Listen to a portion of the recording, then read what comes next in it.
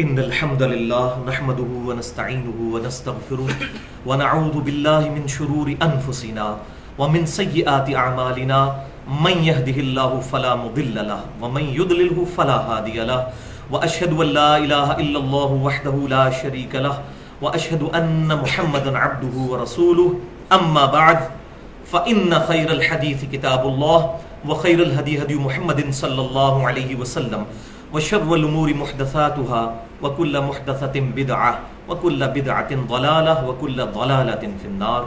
أعوذ بالله السميع العليم من الشيطان الرجيم من همزه ونفخه ونفثه. بسم الله الرحمن الرحيم. رب اشرح لي صدري ويسر لي أمري واحلل عقدة من لساني يفقهوا قولي. بسم الله الرحمن الرحيم. إن الله وملائكته يصلون على النبي يا أيها الذين آمنوا صلوا عليه وسلموا تسليما.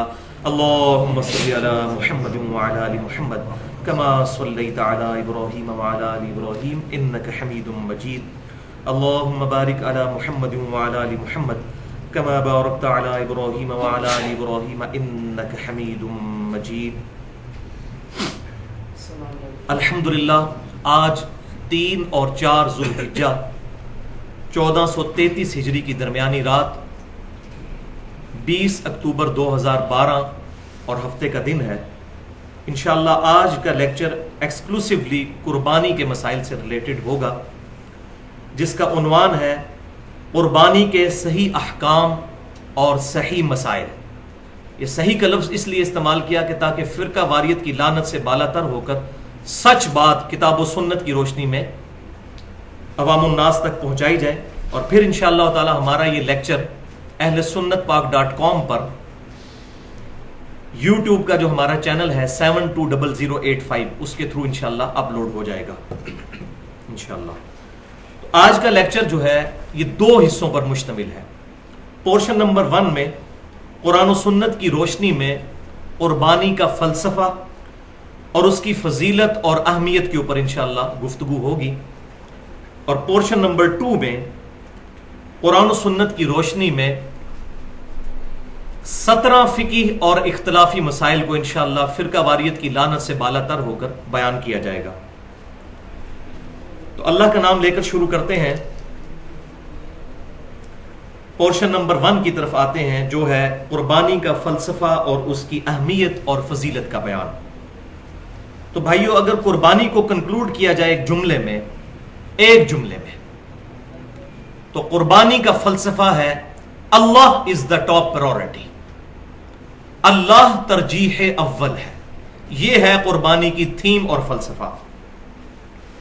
اور انسانیت کو جن ہستیوں پر، جن پرسنالٹیز پر ناز ہے کہ واقعی انہوں نے انسانوں میں یہ بات ثابت کر دی کہ ان کی ٹاپ پرائورٹی اللہ کی ذات تھی، وہ ہیں انبیاء اکرام علیہم السلام. اور ان میں بھی ٹاپ آف لسٹ 2 پرسنالٹیز ہیں. ایک ہمارے امام کائنات سید الاولین والآخرین شفیع المذنبین رحمت للعالمین سیدنا و مولانا امام اعظم محمد رسول اللہ صلی اللہ علیہ وآلہ وسلم کی مبارک ذات. اور دوسرا ان کے جد امجد سیدنا ابراہیم خلیل اللہ علیہ السلام کی مبارک ذات ہے، جن کے بارے میں اللہ تبارک و تعالیٰ نے کیٹاگوریکل سٹیٹمنٹ دی قرآن پاک میں. اور یقین کریں رشک آتا ہے ابراہیم علیہ السلام کی ذات پر. سورۃ البقرہ آیت نمبر 124. اعوذ باللہ من الشیطان الرجیم بسم اللہ الرحمن الرحیم. وَإِذِ ابْتَلَىٰ إِبْرَاهِيمَ رَبُّهُ بِكَلِمَاتٍ، اور جب آزمایا ابراہیم کو اس کے رب نے مختلف اوقات میں مختلف واقعات اور کلمات کے ساتھ، فَأَتَمَّهُنْ، تو انہوں نے ہر آزمائش میں پورا اترنا ثابت کر دیا. اللہ اکبر. اور پھر انعام کیا ملا؟ قَالَ إِنِّي جَاعِلُكَ لِلنَّاسِ إِمَامًا، تو پھر ہم نے فرمایا کہ اے ابراہیم علیہ السلام ہم تمہیں انسانیت کا امام بنانے والے ہیں. الحمدللہ. قَالَ وَمِن ذُرِّيَّتِي، تو انہوں نے عرض کی کہ اے اللہ میری اولاد میں، مجھے تو امام بنا دیا، میری اولاد میں بھی یہ امامت جاری رہے گی. تو اللہ تبارک و تعالیٰ نے فرمایا قال لا ینال عہد الظالمین، کہ میرا عہد ظالم لوگوں تک نہیں پہنچے گا. اس میں امپلائڈ ہے کہ جو اچھے لوگ ہوں گے ان تک یہ پہنچے گا. اور پھر دیکھیں کہ اللہ تعالیٰ نے ہزاروں انبیاء کرام علیہ السلام سیدنا ابراہیم علیہ السلام کی اولاد میں بنی اسرائیل میں پیدا فرمائے، اور پھر سلسلہ نبوت بھی ابراہیم علیہ السلام کی اولاد میں سیدنا اسماعیل علیہ السلام نے امام کائنات صلی اللہ علیہ وسلم کی مبارک ذات پر مکمل فرمایا. تو ہمارے امام صلی اللہ علیہ وسلم کے بارے میں بھی سورۃ الانعام کی آخری آیات میں آخری رکوع کے اندر مینشن ہوا. بسم اللہ الرحمن الرحیم قل اننی ہدانی ربی الی صراط مستقیم. اے محبوب صلی اللہ علیہ وسلم آپ فرما دیجئے کہ مجھے تو میرے رب نے سیدھا راستہ دکھا دیا ہے. کون سا؟ دینا قیما ملت ابراہیم حنیفہ، یہ دین جو بالکل سیدھا ہے اور اس ملت پر قائم ہے کہ جو ابراہیم علیہ السلام کی ہے، جو حنیفہ تھے.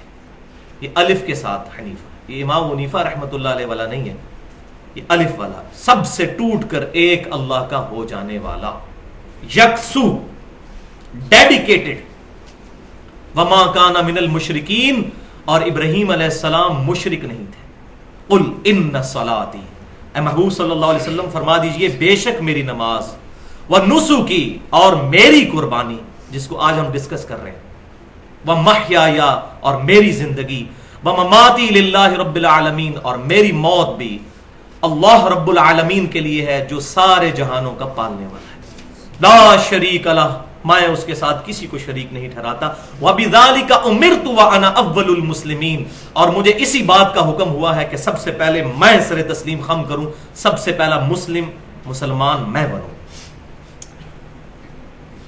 تو بھائیو، ابراہیم علیہ السلام کی زندگی قربانیوں سے پر، اور پھر ان قربانیوں کا ایپیکس، کلائمیکس، ابراہیم علیہ السلام کے پیشن کا آخری امتحان.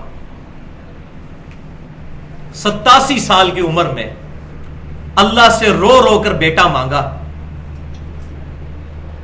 بڑھاپے کا سہارا، اور جب اس کی عمر جسٹ 12-13 سال ہوئی اور ابراہیم علیہ السلام کی عمر 99 ایئرس، 100 سال کے قریب، تو حکم ہوا کہ اس بیٹے کو قربان کرو. یہ پوری ڈیٹیل ہماری کتابوں میں تو نہیں ملتی، البتہ اولڈ ٹیسٹمنٹ میں، تورات میں پوری ڈیٹیل ہے. اور تورات میں آج بھی موجود ہے کہ ابراہیم علیہ السلام کے 2 بیٹے، بڑے بیٹے کا نام اسماعیل اور چھوٹے کا اسحاق. ہاں، اس میں پھر وہ ٹیمپر ہو چکی ہے یہ چیز، لگتا ایسا ہی ہے کہ انہوں نے اسحاق علیہ السلام کو ذبیح اللہ کے طور پر پیش کیا ہے. ہماری کتابوں میں بھی ایسے اشارے ملتے ہیں، وہ انشاءاللہ اشارتاً میں ڈسکس کروں گا.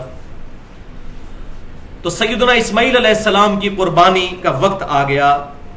ابراہیم علیہ السلام کا آخری درجے میں امتحان لیا گیا، اور الحمدللہ ابراہیم علیہ السلام اس امتحان میں بھی کامیاب ہوئے، الحمدللہ. اب یہاں پر میرے پاس اتنا ٹائم نہیں کہ میں یہ بحث کروں کہ ذبیح اللہ جو ہے سیدنا اسماعیل علیہ السلام ہیں یا سیدنا اسحاق علیہ السلام. البتہ یہ بات ضرور ہے کہ اہل سنت اور اہل تشیع کے ہاں ایسی روایتیں ملتی ہیں. ہمارے قدیم مفسرین میں خصوصاً امام طبری رحمۃ اللہ علیہ المتوفی 310 ہجری، جو پہلے 300 سال کے ہمارے اسلاف میں سے ہیں، وہ تو اسٹرانگلی بلیو رکھتے ہیں کہ ذبیح اللہ حضرت اسحاق ہے. اس کے علاوہ بھی کچھ اور تابعین بھی، اور ان کے مقابلے پر کچھ تابعین ایسے ہیں جو کہ سیدنا اسماعیل علیہ السلام کو ذبیح اللہ سمجھتے ہیں. البتہ اس سے کوئی فرق نہیں پڑتا، اس اختلاف سے فرق نہیں پڑتا، کیونکہ اصل بیچ میں بات یہ ہے کہ ابراہیم علیہ السلام قربانی کے لیے تیار ہوئے اپنے بیٹے کی. اس میں جسے شوق ہو تو مولانا مودودی رحمۃ اللہ علیہ نے بڑی انٹلیکچوئل بحث کی ہے سورہ الصافات پارہ نمبر 23 میں، آیت نمبر 100 سے لے کر 110 تک 11 آیات میں ابراہیم علیہ السلام کی قربانی کا ذکر ہے. اس کی ڈیٹیل آپ تفہیم القرآن میں پڑھ لیں تو وہاں پر انشاءاللہ آپ کو بات کلیئر ہو جائے گی. اور انہوں نے قرآن کے دلائل سے یہی بات ثابت کرنے کی کوشش کی ہے کہ موسٹ پروبیبل سیدنا اسماعیل علیہ السلام ہی ذبیح اللہ ہے، اور میرا بھی رجحان اسی طرف ہے. لیکن یہاں پر ہم صرف ان آیات کا ترجمہ اور مختصر سی تفسیر پڑھیں گے تاکہ ہم اپنے اصلی موضوع کی طرف آئیں. تو سورہ الصافات پارہ نمبر 23 آیات نمبر 100 سے لے کر 110 تک. بسم اللہ الرحمن الرحیم رب ہب لی من الصالحین. ابراہیم علیہ السلام نے دعا کی کہ اے اللہ مجھے اپنے پاس سے نیکوکاروں میں سے کوئی اولاد عطا فرما. فبشرناہ بغلام حلیم. تو ہم نے ان کو بشارت دی ایک حلم والے بچے کی، پیشنس والے کی، برداشت کرنے والا بچہ. فلما بلغ معه السعی. تو جب وہ ان کے ساتھ بڑھ کر جوان ہوا اور چلنے پھرنے دوڑنے کے قابل ہوا، قال یا بنی انی ارا فی المنام. تو انہوں نے کہا کہ اے بیٹا میں نے خواب دیکھی ہے، انی اذبحک فانظر ماذا ترى، کہ میں تجھے ذبح کر رہا ہوں، اب بتا کہ اس معاملے میں تیرا کیا ارادہ ہے. اللہ اکبر. یہاں بات یاد رکھیے، بخاری اور مسلم کی متفق علیہ حدیث ہے کہ وحی کا ایک ذریعہ خواب بھی ہے، اور انبیاء کرام علیہ السلام کے خواب ڈیفینیٹ وحی ہوتے ہیں. عام مومن کا خواب بھی وحی ہو سکتا ہے لیکن ڈیفینیٹ نہیں. جب وہ واقعہ ہو جائے گا پھر آپ کہہ سکتے ہیں، پہلے نہیں بتا سکتے. بخاری اور مسلم کی متفق علیہ حدیث ہے کہ میری وفات کے بعد اب وحی کا سلسلہ ختم، صرف مبشرات باقی ہیں. پوچھا گیا وہ کیا؟ تو فرمایا کہ وہ خواب جو اللہ تعالیٰ اپنے نیک بندوں کو دکھائے گا. لیکن ان خوابوں کے پورا ہونے کے بعد ہی پتہ چلے گا. پہلے کوئی پریڈکشن نہیں کر سکتا میں نے یہ خواب دیکھا تو یہ ضرور ہوگا. تو بیٹا تیری کیا رائے ہے اس معاملے میں؟ تو کیا رائے ہونی تھی؟ اللہ اکبر. قال یا ابت افعل ما تؤمر. کہا کہ اے ابا جی کر گزریے جو آپ کے رب نے آپ کو حکم دیا ہے. پوچھنے والی کوئی بات ہے؟ ستجدنی انشاءاللہ من الصابرین. اور ان قریب آپ مجھے اللہ کی مرضی کے ساتھ، اللہ کو شامل کیا، خود اپنی اکڑ نہیں عاجزی میں، صابرین میں سے پائیں گے. فلما اسلما. تو اللہ تعالیٰ فرماتا ہے جب انہوں نے سر تسلیم خم کر دیا دونوں باپ بیٹا نے، وَتَلَّهُ لِلْجَبِينِ. تو ابراہیم علیہ السلام نے ماتھے کے بل ان کو زمین پر لٹا لیا. بالکل ایج پر پہنچ گئی بات. اور ماتھے کے بل اسی لیے لٹایا تاکہ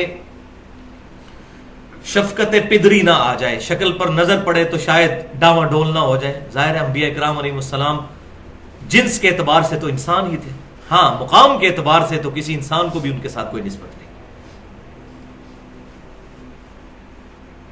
اللہ اکبر. وَنَادَيْنَاهُ أَن يَا إِبْرَاهِيمُ. کیا خوش نصیبی کا وقت ہے. اللہ تعالیٰ فرماتا ہے ہم پھر پکارے اس وقت، اے ابراہیم قد صدقت الرؤیا، بے شک تو نے اپنا خواب سچا کر دکھایا، بس یہاں تک ہی تجھے لانا تھا، ہم نے چیک کر لیا تجھے. اللہ اکبر. انا کذالک نجزی المحسنین. بے شک اسی طرح ہم نیکوکاروں کو جزا دیتے ہیں. اللہ اکبر کبیرہ. ان ھذا لہو البلاء المبین. اللہ اکبر. آزمائش تو یہ ہے نا. اللہ تعالیٰ فرماتا ہے بے شک یہ تو بہت بڑی آزمائش تھی جو ابراہیم پر ڈال دی گئی، بہت بڑی آزمائش. وَفَدَيْنَاهُ بِذِبْحٍ عَظِيمٍ. اور ہم نے ایک عظیم ذبح کے ذریعے فدیہ بنا دیا اسماعیل علیہ السلام کی جگہ اور ان کو بچا لیا. وَتَرَكْنَا عَلَيْهِ فِي الْآخِرِينَ. اور اس سنت کو پھر آنے والوں میں باقی رکھا. الحمدللہ پچھلی نسلوں میں باقی رکھا. سلام علی ابراہیم. سلامتی ہو ابراہیم علیہ السلام پر. اللہ اکبر. کذالک نجزی المحسنین. بالکل اسی طریقے سے ہم بدلہ دیتے ہیں محسنین کو. بھائیو ابراہیم علیہ السلام کوانٹٹی کے پوائنٹ آف ویو سے کامیاب نہیں ہو سکے دنیا میں. صرف لوط علیہ السلام ان پر ایمان لائے، سورۃ الانبیاء میں پڑھ لیجئے، اور چند گھر والے، کوئی امت نہیں بنی. لیکن اللہ تعالیٰ کس طریقے سے محبت کے ساتھ ان کا نام لیتا ہے.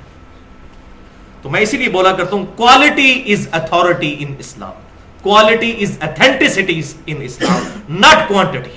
صحیح بخاری کی حدیث ہے قیامت والے دن بعض انبیاء اس حال میں آئیں گے، کسی کے ساتھ 4، کسی کے ساتھ 3، کسی کے ساتھ 2، کسی کے ساتھ 1، کسی کے ساتھ ایک بھی امتی نہیں ہوگا جس نے ان کی تصدیق کی. تو کیا انبیاء ناکام ہو گئے؟ نہیں، ان کی امتیں ناکام ہوئی، انبیاء کامیاب ہوئے. تو یہ جو بعض لوگ اہل بدعت میں سے کہتے ہیں ہم تعداد میں اتنے زیادہ ہیں، یہ حق پہ ہونے کی دلیل ہے؟ نہیں. ورنہ 1.75 billion Christians on the face of earth, 2.25 ارب کرسچن تعداد میں مسلمانوں سے بھی زیادہ ہیں. لیکن حق جو ہے اتھینٹسٹی. اس سنت کو اللہ تعالیٰ نے کیسے باقی رکھا کہ مسلمانوں کی سب سے بڑی انٹرنیشنل عبادت حج، اس کا لازمی جز بنا دیا قربانی کو، الحمدللہ۔ اور اس کا ذکر سورۃ الحج میں ڈیٹیل کے ساتھ موجود ہے، آیت نمبر 34 میں، اور پھر آیت نمبر 37 میں جا کر سورۃ الحج کی قربانی کا فلسفہ بھی بیان ہوا۔ اعوذ باللہ من الشیطان الرجیم، آیت نمبر 34 سورہ الحج۔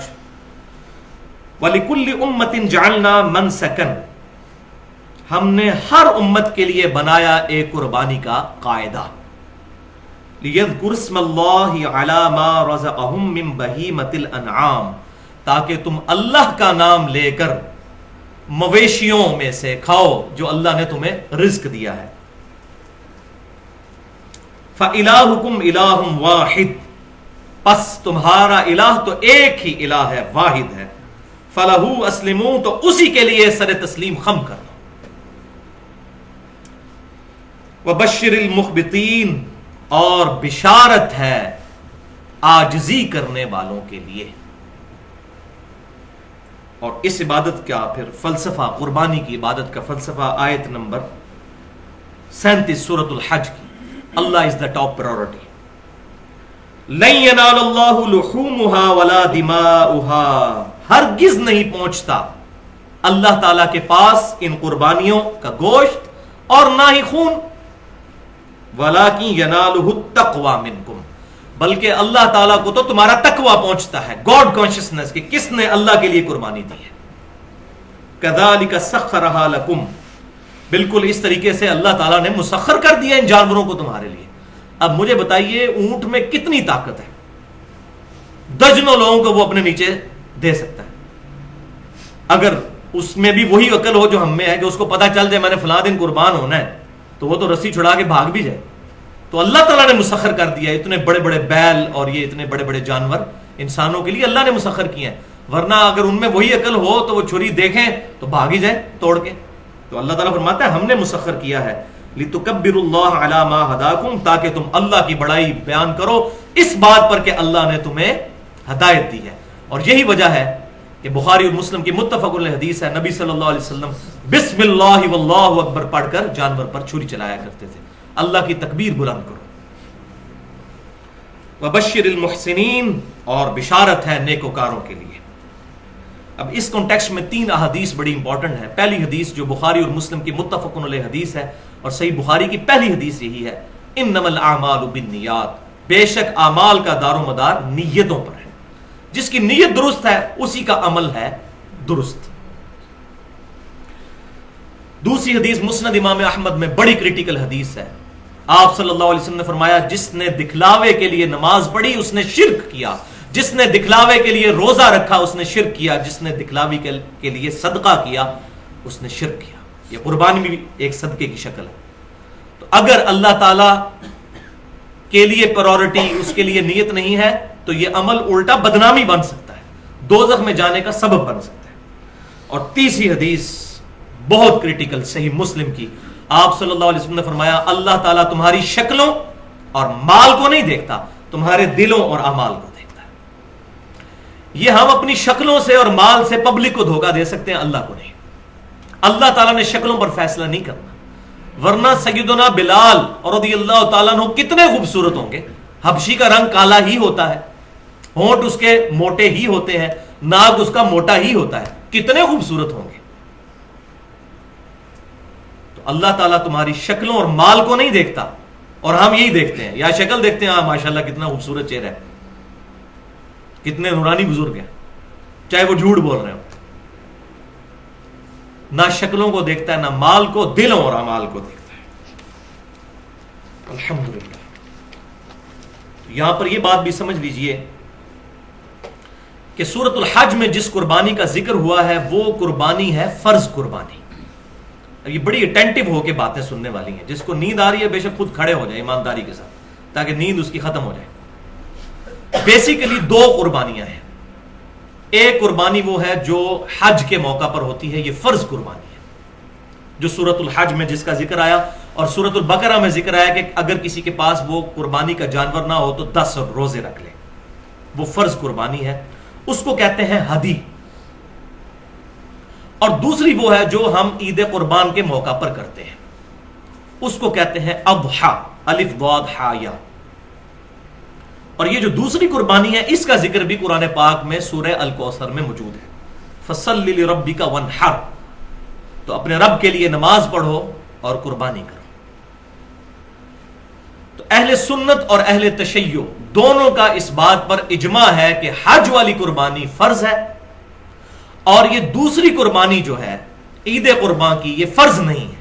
ہاں پھر آگے اختلاف شروع ہو جاتا ہے، بعض اسے سنت مؤکدہ سمجھتے ہیں اور بعض واجب، لیکن امت کی اکثریت اس کو سنت مؤکدہ ہی سمجھتی ہے، کیونکہ الفاظ بڑے سخت ہیں۔ شاید میں سمجھتا ہوں اس حدیث کی سختی کی وجہ سے ہی احناف کے ہاں یہ جو موقف آیا، اگرچہ یہ امام حنیفہ رحمۃ اللہ علیہ سے تو صحیح سند سے ثابت نہیں، کہ حنفی جو ہے وہ قربانی کو واجب کہتے ہیں، اور اس کی وجہ یہ ہے کہ یہ الفاظ بڑے سخت ہیں حدیث کے، اور ہم اسے سنت کیوں سمجھتے ہیں وہ انشاءاللہ بعد میں اختلافی مسائل میں ڈسکس کروں گا۔ حدیث کیا ہے؟ سنن ابن ماجہ میں، مسند امام احمد میں اور المستدرک للحاکم میں، تینوں کتابوں میں صحیح سند کے ساتھ یہ حدیث موجود ہے، اور امام ذہبی نے بھی المستدرک میں اس کی صحت پر حکم لگایا ہے کہ آپ صلی اللہ علیہ وسلم نے فرمایا جو شخص استطاعت کے باوجود قربانی نہ کرے وہ ہماری عیدگاہوں کے قریب بھی نہ پھٹکے۔ وَلِعَوْذُ بِاللَّهِ، کتنی سختی، یعنی وہ عیدگاہ کے قریب نہ ہے جس کو استطاعت ہے اور وہ قربانی نہیں کرتا۔ وہ سخت الفاظ ہیں، اگر اس سے کوئی واجبیت نکال لے تو بعید نہیں ہے، ورنہ کم از کم سنت موقدہ تو ہے۔ اس کانٹیکسٹ میں دو اور احادیث بڑی اہم ہیں۔ پہلی حدیث صحیح مسلم کی ہے کہ آپ صلی اللہ علیہ وسلم نے فرمایا جس شخص کا قربانی کا ارادہ ہو تو وہ یکم ذوالحجہ کا چاند نظر آنے سے لے کر قربانی کرنے تک اپنے جسم سے نہ تو بال اکھیڑے اور نہ ہی ناخن۔ اسی لیے ہم نے تمام بھائیوں کو جو ہے وہ یکم ذوالحجہ سے پہلے یہ میسج کر دیا تھا کہ آج جس نے بھی غیر ضروری بال صاف کرنے ہیں یا ناخن صاف کرنے ہیں تو وہ کر لے، ناخن کاٹ لے، کیونکہ اس کی وجہ یہ ہے کہ پھر 10 دن کا گیپ آ جاتا ہے۔ اس میں کوئی حرج نہیں، صحیح مسلم میں حدیث ہے کہ آپ صلی اللہ علیہ وسلم نے زیر ناف بالوں اور ناخنوں کے لیے 40 دن کی مدت مقرر فرمائی ہے، اور اس پہ میری بڑی ایکسکلوسیو گفتگو ہے اپنی نوعیت کی منفرد اہل سنت پاک.com پر، مسئلہ نمبر 32 کے نام سے مسلمان مرد و عورت کے بالوں اور دیگر اعضاء کے احکام، اس میں میں نے ڈیٹیل کے ساتھ یہ ایشوز ایڈریس کیے ہیں الحمدللہ۔ تو بہرحال یہ صحیح مسلم میں حدیث ہے قربانی کرنے والے کے لیے۔ اور دوسری حدیث ہے گفٹ، کہ اگر کسی کے پاس قربانی کی استطاعت ہی نہیں ہے، یعنی فائنینشلی وہ سپورٹ نہیں کر سکتی اس کو، وہ قربانی وہ نہیں کر سکتا، تو سنن نبی داؤد میں، سنن نسائی میں اور المستدرک للحاکم میں صحیح سند کے ساتھ یہ حدیث ہے، اور امام ذہبی نے بھی موافقت کی ہے امام حاکم کی، کہ آپ صلی اللہ علیہ وسلم کی خدمت میں ایک صحابی نے عرض کی کہ اے اللہ کے رسول صلی اللہ علیہ وسلم، میرے پاس ایک دودھ دینے والی بکری ہے، اس کے علاوہ کوئی جانور نہیں، اور نہ میرے پاس اتنی ہمت ہے میں کوئی جانور خرید کے قربان کر سکوں، تو کیا میں اسی کو ذبح کر لوں؟ تو آپ صلی اللہ علیہ وسلم نے فرمایا اس کو ذبح نہ کرو، ظاہر ہے وہ سورس آف ان کے پاس ایک انکم تھا یا ان کے معاملات چلانے کے لیے، تو پھر آپ صلی اللہ علیہ وسلم نے اس صحابی کو ایک نسخہ فرمایا ارشاد، اور فرمایا آپ صلی اللہ علیہ وسلم نے کہ عید والے دن باقی لوگ قربانی کر رہے ہوں گے، تم اپنے ناخن اور زیر ناف بال اور بغلوں کے بال یہ صاف کر لینا، اللہ کے ہاں تمہاری پوری قربانی لکھی جائے گی۔ اور اس میں یہ بات امپلائڈ ہے اس کے اندر یہ بات صحیح مسلم والی، کہ ایسا شخص بھی پھر یکم ذوالحجہ کا چاند نظر آنے سے لے کر عید قربان تک اپنے بال نہیں اکھیڑے گا اور نہ ناخن کاٹے گا، تو پھر باقی لوگ قربانی کرنے کے بعد بال صاف کریں گے جیسا کہ حاجی کرتے ہیں، اور اس میں حکمت یہ ہے کہ حاجیوں کی یہ نقل اتاری گئی ہے، تو یہ شخص اپنے بال صاف کرے گا، اللہ تعالیٰ پوری قربانی کا ثواب دے گا۔ اس کو شیخ البانی رحمہ اللہ نے ضعیف کہا اس روایت کو، لیکن جو ذوق وہ بیان کرتے ہیں وہ ذوق ہے نہیں اس کے اندر۔ الحمدللہ اصول محدثین پر یہ سونے کی مہر صحیح روایت ہے، اور یہ روایت میں نے بتایا سنن نبی داؤد، سنن نسائی اور المستدرک للحاکم میں ہے، اور امام ذہبی نے بھی اس کی موافقت کی ہے اس کی صحت پر۔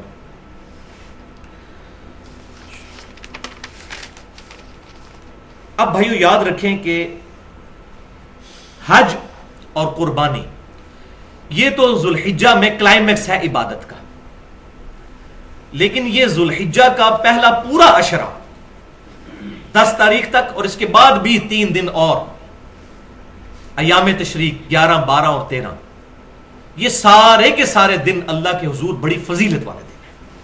چنانچہ صحیح بخاری میں حدیث ہے کہ آپ صلی اللہ علیہ وسلم نے فرمایا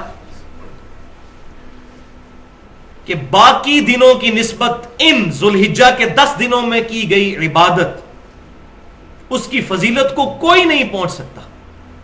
صحابہ اکرام علیہم رضوان نے عرض کیا کہ جہاد بھی نہیں، جو اسلام کا ایپیکس اور سمم بونم ہائیسٹ گڈ ہے، ایمینول کانٹ کی فلسفی میں ہائیسٹ گڈ کو کہتے ہیں سمم بونم، اور قتال پر میری پوری گفتگو ہے تقریباً 35 سے 40 منٹ کی اہل سنت پاک.com پر، قتال کی اہمیت اور کلمہ گو اہل قبلہ مسلمانوں کی تکفیر کی مذمت، مسئلہ نمبر 25 کے نام سے، تو یہاں محل نہیں۔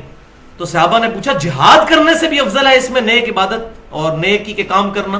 تو آپ صلی اللہ علیہ وسلم نے فرمایا کہ ہاں جہاد سے بھی افضل ہے، مگر یہ کہ کوئی شخص مال اور اپنی جان لے کر اللہ کی راہ میں نکلے اور نہ مال واپس آئے نہ اس کی جان واپس آئے، یعنی وہ شہید کر دیا جائے، تو ایسا شخص ان 10 دنوں میں عبادت کرنے والے سے آگے نکل سکتا ہے، ورنہ خالی جہاد میں شریک ہونے والا بھی اس سے عبادت میں آگے نہیں نکل سکتا۔ الحمدللہ یہ حدیث انٹرنیشنل نمبرنگ کے مطابق صحیح بخاری میں 969 نمبر ہے، اور اس پر امام بخاری رحمۃ اللہ علیہ نے باب باندھا ہے جس میں تعلیقاً کچھ روایتیں لے کر آئے ہیں، اور ان کی سند بھی مصنف ابن ابی شیبہ میں اور باقی کتابوں میں صحیح موجود ہے کہ ابن عمر رضی اللہ تعالیٰ عنہما اور سیدنا ابو ہریرہ رضی اللہ تعالیٰ عنہ ذوالحجہ کے ان 10 دنوں میں بازار کے اندر بھی تکبیرات پڑھا کرتے تھے، اللہ اکبر لا الہ الا اللہ واللہ اکبر وللہ الحمد۔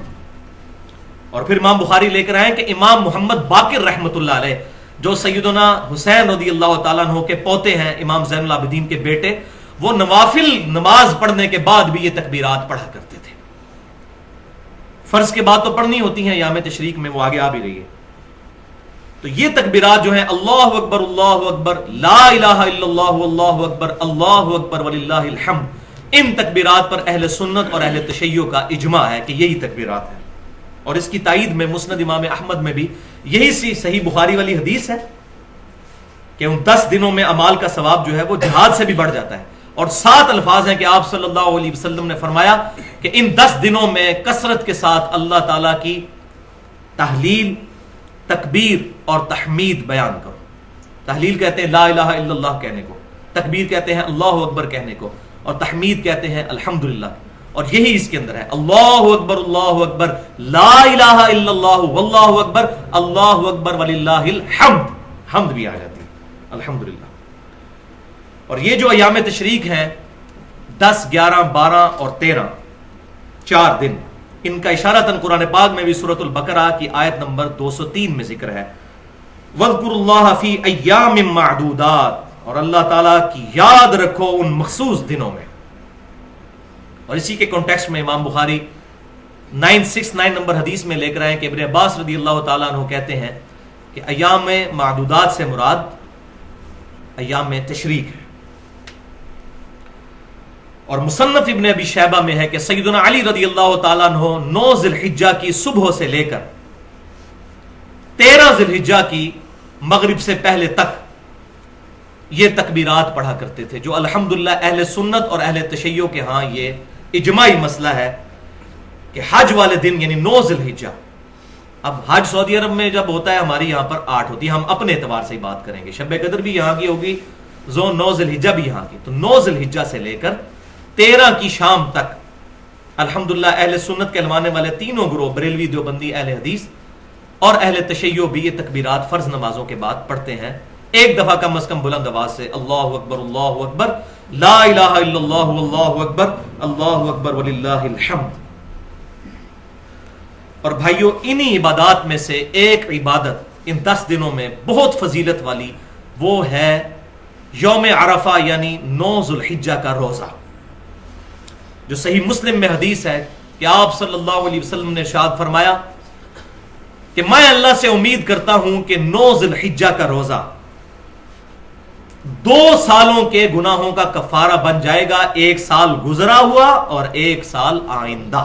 الحمدللہ 2 سالوں کے گناہ کا کفارہ 9 ذی الحجہ کا روزہ بن جائے گا.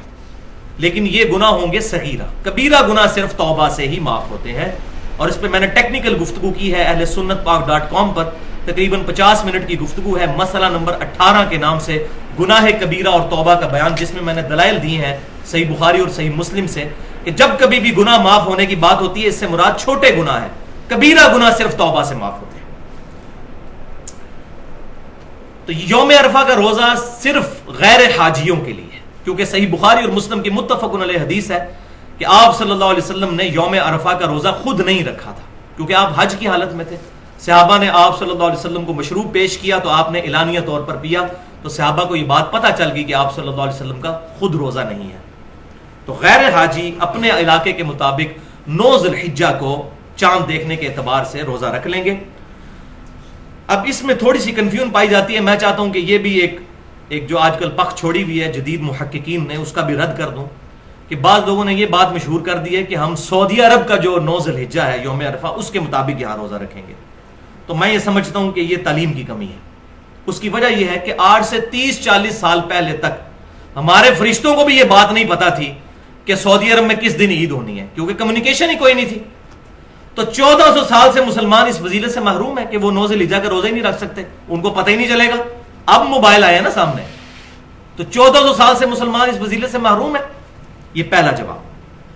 دوسرا یہ جو الزامی جواب ہے, جس کو ہم لاجیکل جواب کہتے ہیں فلسفے کی لینگویج میں, اور میں نے پنجابی میں اس کے لیے تھوڑا سخت لفظ رکھا ہے, لیکن وہ میں ٹرانسلیشن کے طور پر جو پنجابی ہے وہ پسند کرتے ہیں پکی الزامی جواب, وہ یہ ہے کہ اگر یہ منطق مان لی جائے کہ سعودی عرب کا جو ہے وہ 9 ذی الحجہ یا یوم عرفہ دیکھا جائے گا, تو امریکہ کے اندر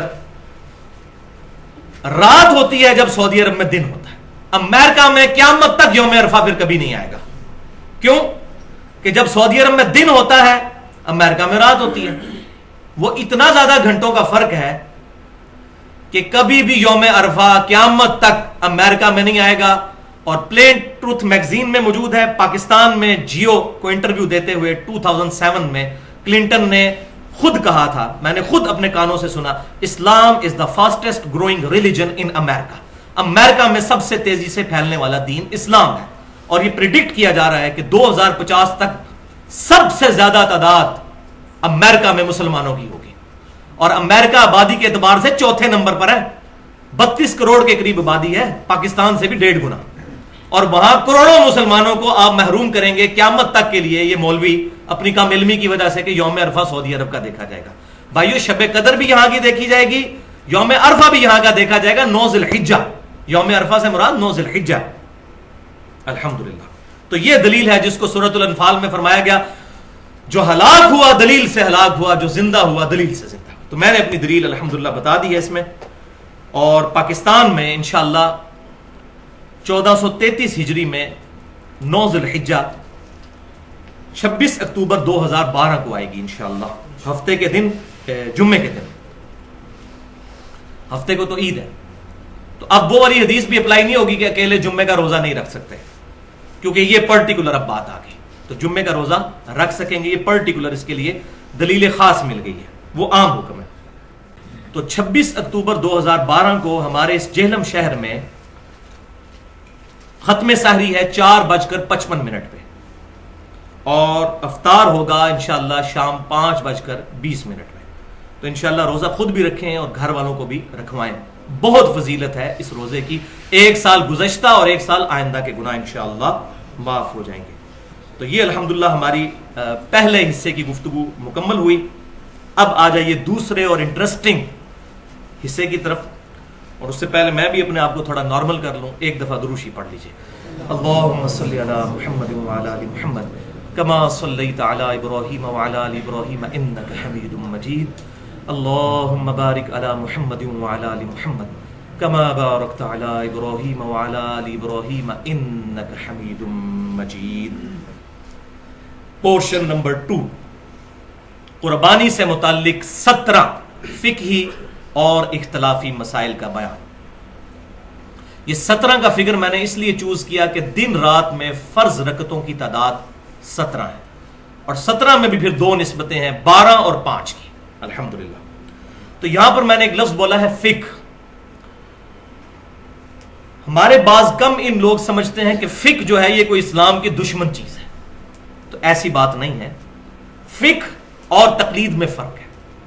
صحیح بخاری اور مسلم کی متفق علیہ حدیث ہے، اللہ تعالیٰ جس کے ساتھ بھلائی کا ارادہ فرماتا ہے اس کو دین کی فقہ عطا فرما دیتا ہے، اور اللہ تعالیٰ عطا فرماتا ہے میں تقسیم کرتا ہوں الحمدللہ۔ یہ جو آخری حصہ جو ہے ہمارے بریلوی مکتبہ فکر کے لوگ جو ہے وہ پکڑ کے کہ اللہ دیتا ہے اور میں تقسیم کرتا ہوں، وہ پورا کنٹیکسٹ ہی اس کو آؤٹ آف کنٹیکسٹ کر دیتے ہیں۔ یہ دین کے بارے میں، اور دین ظاہر ہے آپ نے ہی سکھایا صلی اللہ علیہ وسلم، آپ کی ہی وجہ سے دین پھیلا ہے۔ تو اس پر امام بخاری نے بھی باب باندھا ہے کہ اللہ تعالیٰ جس کے ساتھ بھلائی کا ارادہ فرماتا ہے اس کو دین کی فقہ عطا فرما دیتا ہے۔ فقہ کی اپروپریٹ ٹرانسلیشن ہے ٹرو انڈرسٹینڈنگ انگلش میں، اور اردو میں کہہ سکتے ہیں سمجھ بوجھ، صحیح چیزوں کی سمجھ بوجھ، اس کو کہتے ہیں فقہ۔ اور تقلید وہ تو کہتے ہیں پنجابی میں ٹرانسلیشن اس کی صحیح ہو سکتی ہے لائی لگ، بغیر دلیل کے کسی کی بات ماننا۔ فقہ اور تقلید تو اپوزٹ ورڈ ہے۔ فقہ کو ماننے والا مقلد ہو ہی نہیں سکتا، اور جو مقلد ہوگا کبھی فقہ کو نہیں ماننے والا ہوگا، اس نے تو اپنا دماغ بند کر دیا نا۔ تو ہم نہ مقلد ہیں اور نہ غیر مقلد، ہم متبع سنت ہیں۔ ہم الحمدللہ کتاب و سنت کو صحابہ، اہل بیت، تابعین، تبع تابعین اور سلف کے منہج کے مطابق سمجھتے ہیں الحمدللہ۔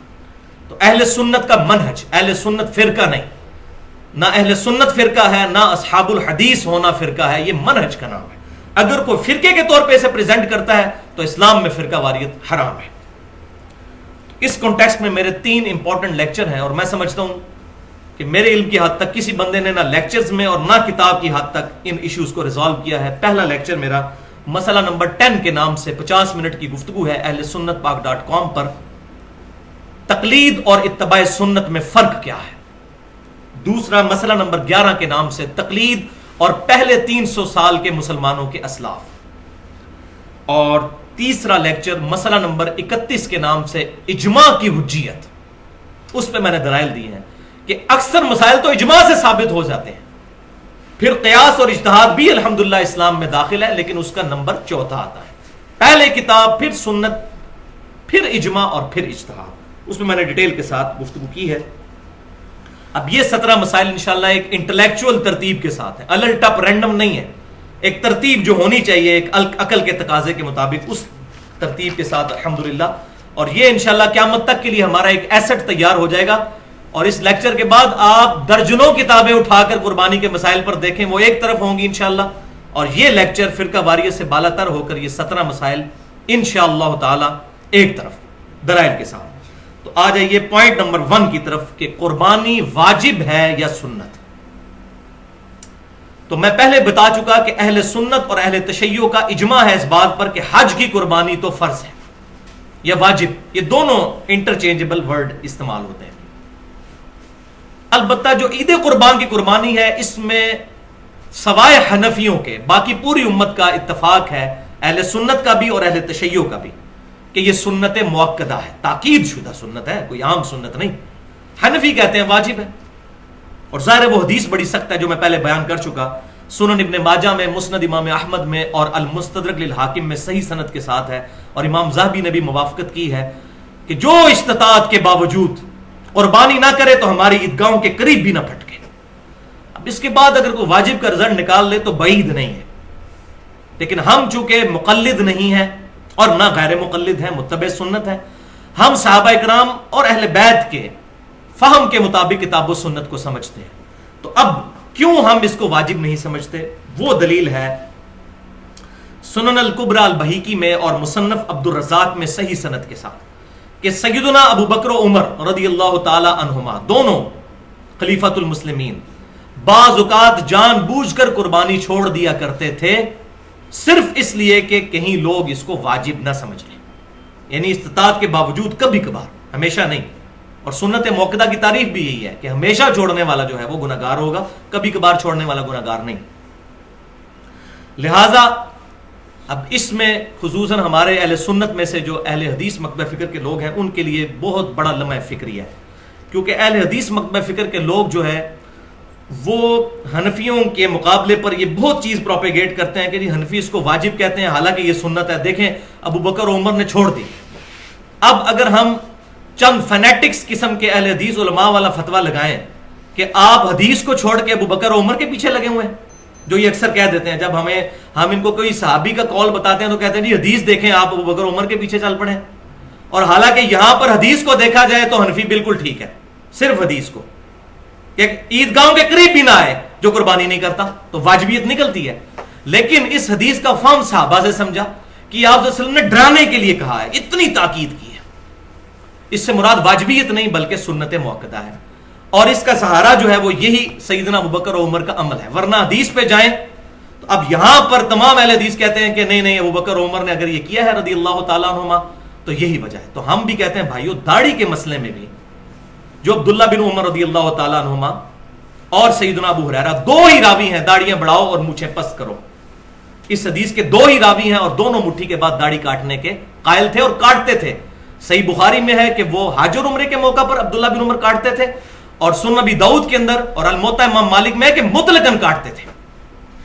تو پوری ڈیٹیل کے ساتھ میں نے گفتگو کی ہے اہل سنت پاک.com پر، ابھی تک جن جن علماء نے سنی کسی کے پاس جواب نہیں ہے۔ مسئلہ نمبر 33 کے نام سے 1 گھنٹے کی گفتگو ہے، داڑھی کی اہمیت اور اس کی مقدار کا بیان، اور اس میں دونوں ایکسٹریم رویے جو ہیں میں نے ان کا الحمدللہ رد کیا ہے کہ صحابہ کے فہم کو دیکھنا ہے، خام خانی کہہ دینا کہ صحابہ نے غلط کام کیا ہے۔ ورنہ سب سے پہلے تو تراویح کی نماز بند کروائی جائے جو بخاری اور مسلم میں حدیث ہے، نبی صلی اللہ علیہ وسلم نے 3 دن پڑھی، وہاں پھر صحابہ اکرام کی پناہ لیتے ہیں، نہیں جی صحابہ نے شروع کروائی تھی، تو اب مرفوع حدیث کہاں گئی؟ تو صحابہ اکرام علیہم رضوان کا اگر کوئی عمل حضور صلی اللہ علیہ وسلم کے خلاف ہو ہمارے سینس میں وہ ریجیکٹڈ نہیں ہوگا، عین ممکن ہے وہی فارم ہو اس کا، تا وقت کہ صحابہ میں اختلاف نہ ہو جائے۔ اختلاف ہو جائے پھر ہم دیکھیں گے جمہور کی رائے کیا ہے، جیسا کہ حج تمتع کے مسئلے میں عبداللہ بن عمر اور سیدنا عمر کیا اختلاف ہوا، بالکل ٹھیک ہو گیا، سیدنا عمر نے اپنا ڈیسیژن واپس لیا، جامع ترمذی میں موجود ہے۔ جہاں اختلاف کوئی نہ پایا جاتا ہو تو 14ویں صدی کے ملوں کے کہنے پر عبداللہ بن عمر کو ہم بدعتی نہیں کہہ سکتے اس مسئلے میں، والعیاذ باللہ تعالی۔ تو یہ مسئلہ میں نے یہاں پر الحمدللہ کلیئر کر دیا۔ پوائنٹ نمبر 2، قربانی کے لیے نصاب کیا ہے، یعنی کس بندے کے پاس کتنا روپیہ یا مال ہو تو وہ قربانی کرے گا۔ تو بھائیو اس پہ میں آلریڈی ایک حدیث تو بیان کر چکا کہ جس پہ استطاعت ہے وہی قربانی جو ہے وہ کرے گا۔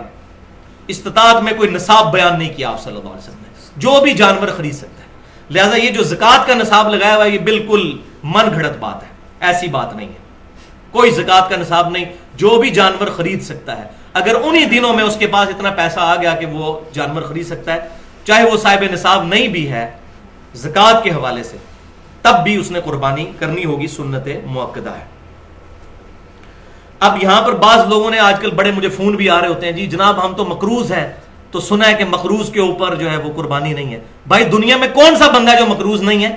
آپ نے جو کمیٹیاں ڈالی ہوتی ہیں لاکھ 2 لاکھ کی، تو مقروض ہی تو ہوتے ہیں، تیسری کمیٹی لے کر بیٹھ جاتے ہیں، ابھی پیچھے 15 کمیٹیاں باقی ہوتی ہیں تو قرض ہوتا ہے آپ پر، اس حساب سے تو دنیا میں کسی پر بھی قربانی نہیں بنے گی۔ یہ مقروض شروع والی یہ سب من گھڑت اور فراڈ والی باتیں ہیں، کوئی ایسی بات نہیں ہے، قرضہ تو ہر بندے پر ہے۔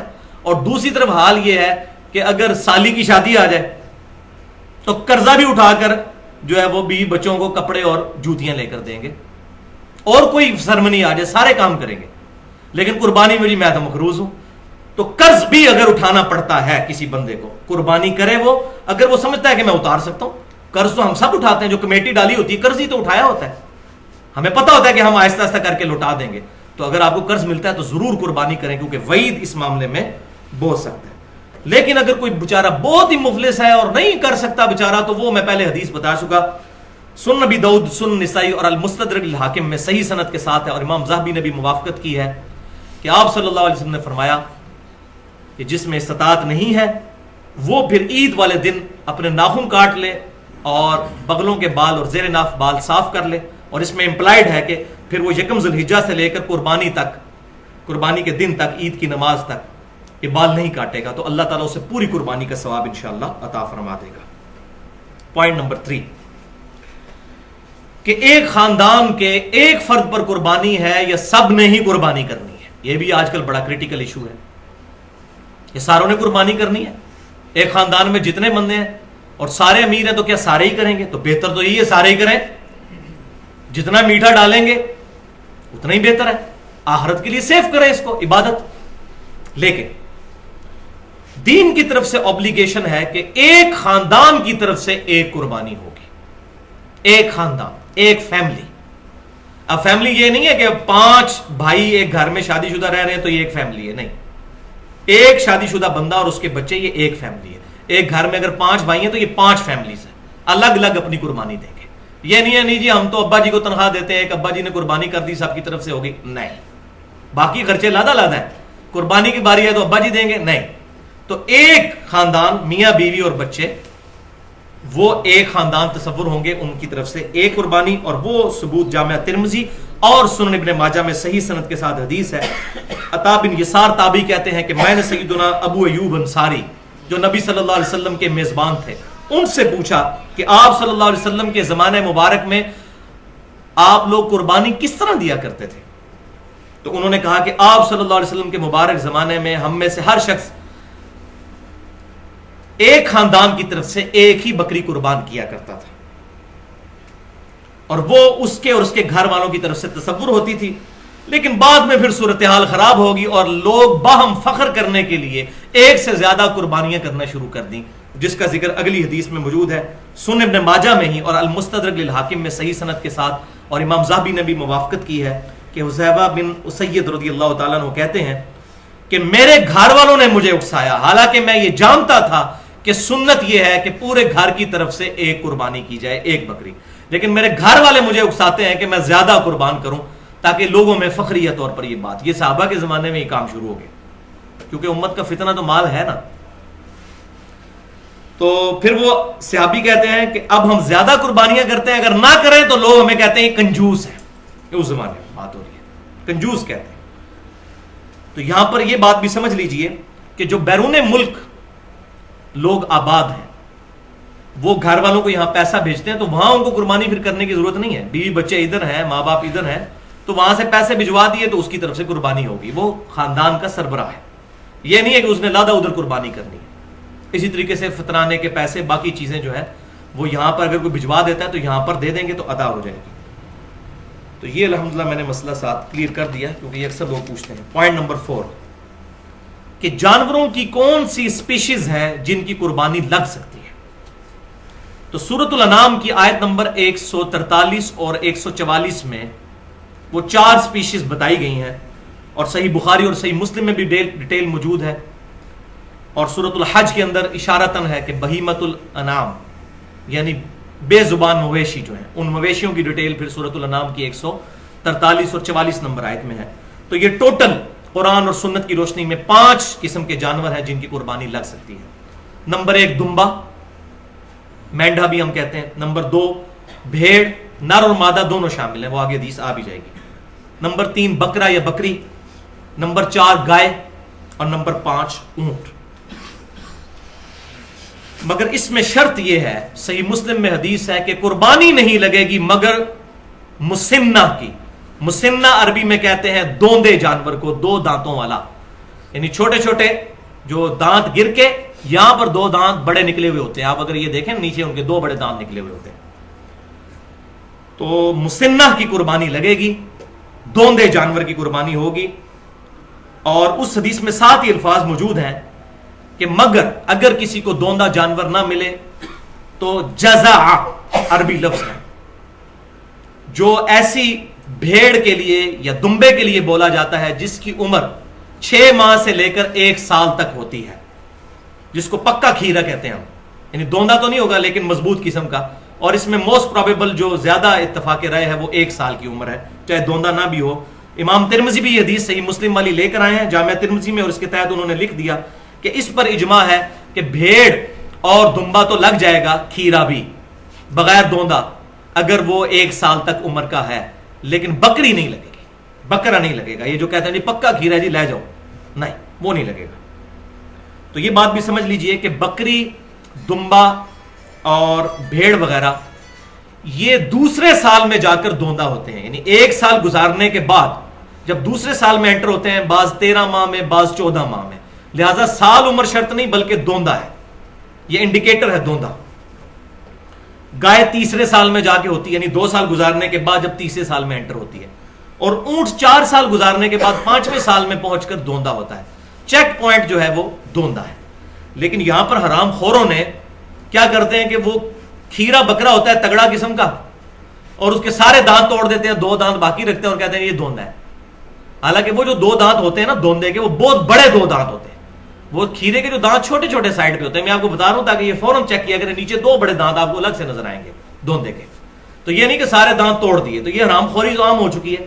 اور میں نے پچھلا لیکچر 1.5 گھنٹے کا دیا، ایکسکلوسیو لیکچر، جو انشاءاللہ تعالی میرے علم کی حد تک کسی بندے نے اس طریقے سے چیزوں کو ایڈریس نہیں کیا۔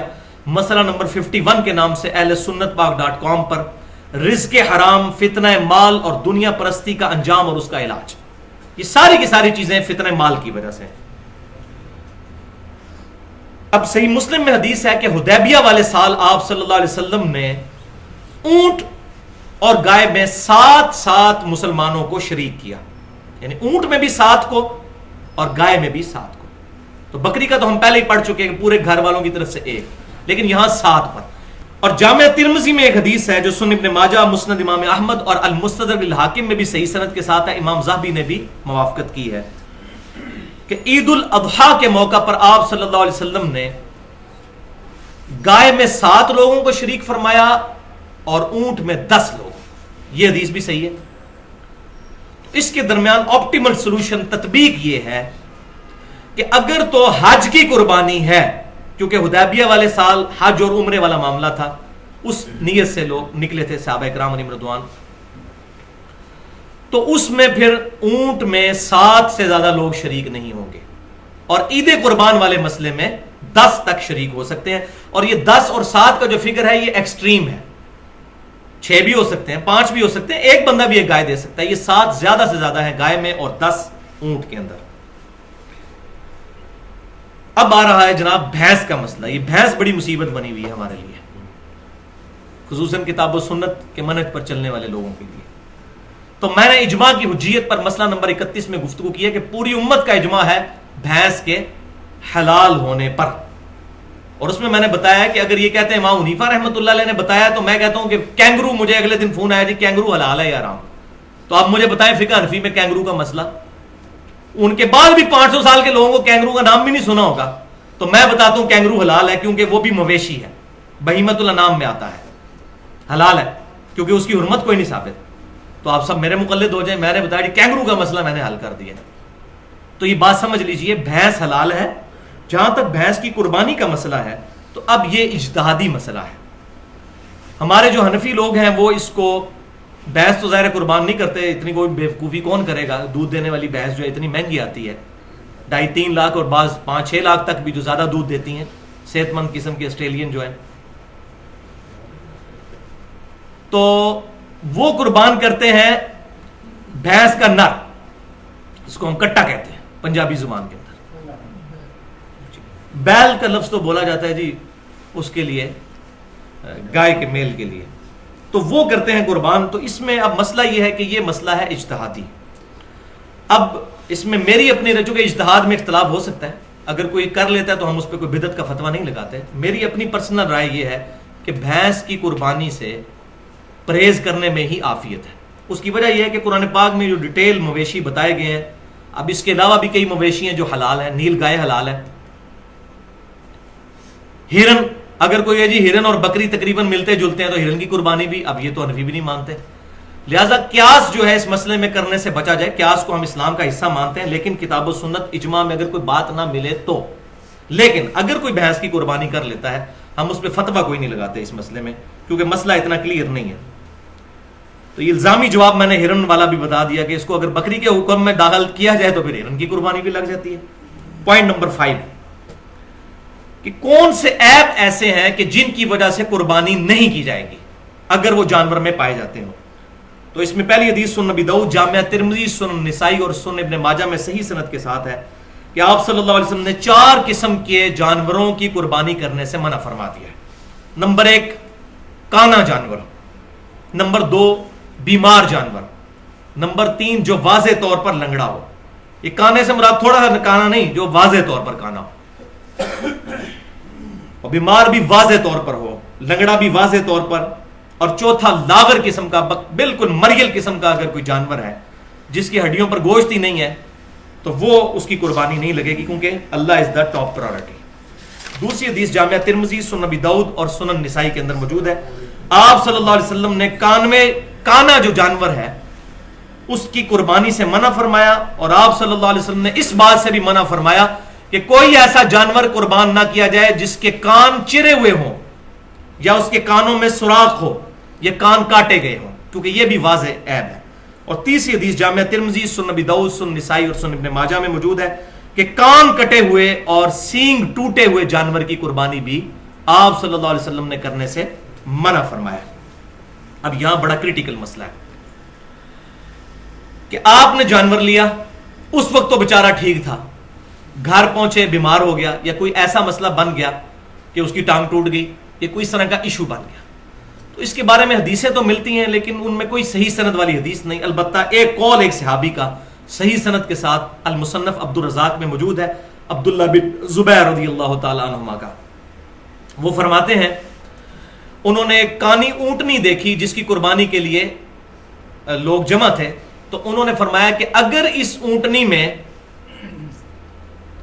یہ عیب جو ہے، اس کی آنکھ ضائع ہوئی تھی، ایک آنکھ، اگر یہ عیب خریدنے سے پہلے کا ہے تو اس کو قربان نہ کرو، اور اگر یہ خریدنے کے بعد پیدا ہوا ہے تو پھر قربانی کرنے میں حرج نہیں.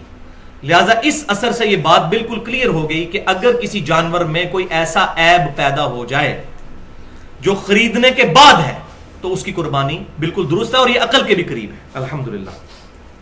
پوائنٹ نمبر 6، کیا خصی جانور کی قربانی کرنا درست ہے؟ اب یہ بہت کریٹیکل مسئلہ ہے اور اس میں مجھے سب سے زیادہ سر کھپانا پڑا ہے اس ایشو میں، خصی جانور والے مسئلے میں.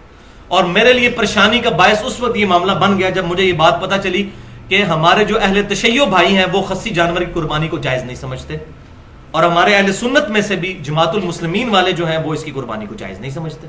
اب ان کے تکفیر والے معاملے الگ، بہرحال وہ ہم ان کو خارج تو نہیں کرتے اہل سنت سے.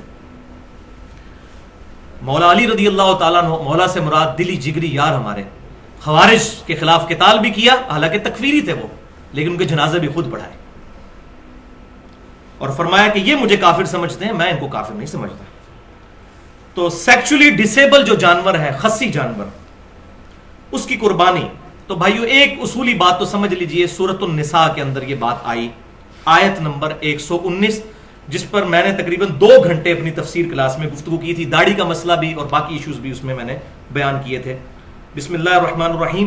شیطان جو ہے وہ کہتا ہے کہ میں کیا کیا حربے آزماؤں گا، ان میں سے ایک حربہ یہ تھا وَلَآمُرَنَّهُمْ فَلْيُبَتِّكُنَّ آذَانَ الْأَنْعَامِ، میں ضرور ان کو حکم دوں گا کہ یہ جانوروں کے کان چیریں گے. یعنی اللہ نے تو صحیح کان بنائے لیکن یہ کان چیریں گے، بتوں کے نام پر چھوڑیں گے، خلقت کو بگاڑیں گے.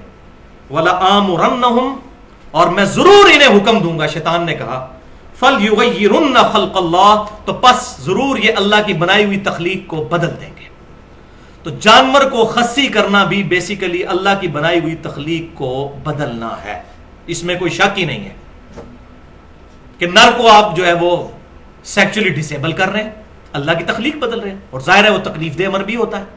ایسا نہیں کہ جانور کو تکلیف نہیں ہوتی. مرد کوئی خصی ہو تو یہ ہے بھی سمجھا جائے گا، اور جانور کو آپ خود خصی کریں گے، سیکچولی اس کو ڈسیبل کر دیں گے تو یہ عیب ہی شمار ہوگا. اور اس بارے میں سیدنا انس بن مالک رضی اللہ تعالیٰ عنہ جو صحابی ہیں اور بڑے جید صحابی ہیں، آپ صلی اللہ علیہ وسلم کو 10 سال تک وضو کروایا، اور آپ صلی اللہ علیہ وسلم کی وفات کے بعد 82 سال تک زندہ رہے، 93 ہجری میں فوت ہوئے مدینہ شریف میں. صحیح سند کے ساتھ ان کا قول موجود ہے تفسیر تبری میں، جو پہلی اسلام کی تفسیر ہے قرآن پاک کی. ابن جریر تبری رحمۃ اللہ علیہ، المتوفا 310 ہجری، پہلے 300 سال کے بزرگوں میں آتے ہیں. اور یہ وہ بزرگ ہیں جو اہل سنت اور اہل تشیع دونوں ان کی بزرگی کے قائل ہیں. ایک اہل تشیع کے بھی امام تبری ہیں، وہ الگ ہے، یہ اہل سنت والے کو بھی وہ مانتے ہیں. تو انہوں نے صحیح سند کے ساتھ انس بن مالک کا قول نقل کیا ہے اسی آیت کے کانٹیکسٹ میں، کہ وہ کہتے ہیں کہ جانوروں کو خصی نہیں کرنا چاہیے.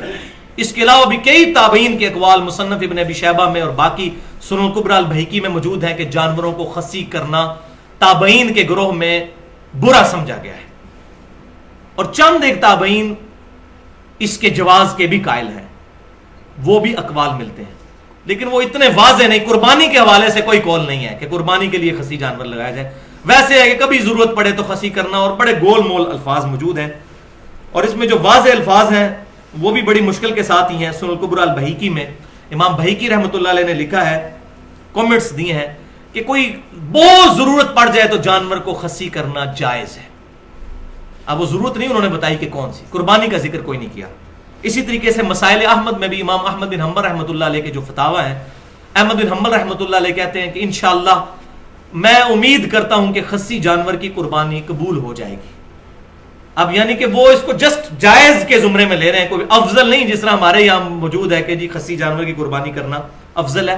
اور وہ مسکنسیپشن آئی اس ضعیف روایت کی وجہ سے جو سنن نبی داؤد، سنن ابن ماجہ اور مسند امام احمد میں ہے کہ آپ صلی اللہ علیہ وسلم نے 2 خصی مینڈے قربان کیے۔ یہ پکی ضعیف روایت ہے، کیونکہ اس میں شریک بن عبداللہ القاضی جو ہیں وہ مدلس ہیں اور ان سے روایت کر رہے ہیں، اور صحیح مسلم کے مقدمے میں پیٹ رول ہے کہ مدلس کی ان والی روایت ہے جو ضعیف ہوتی ہے جب تک سما کی تصریح موجود نہ ہو۔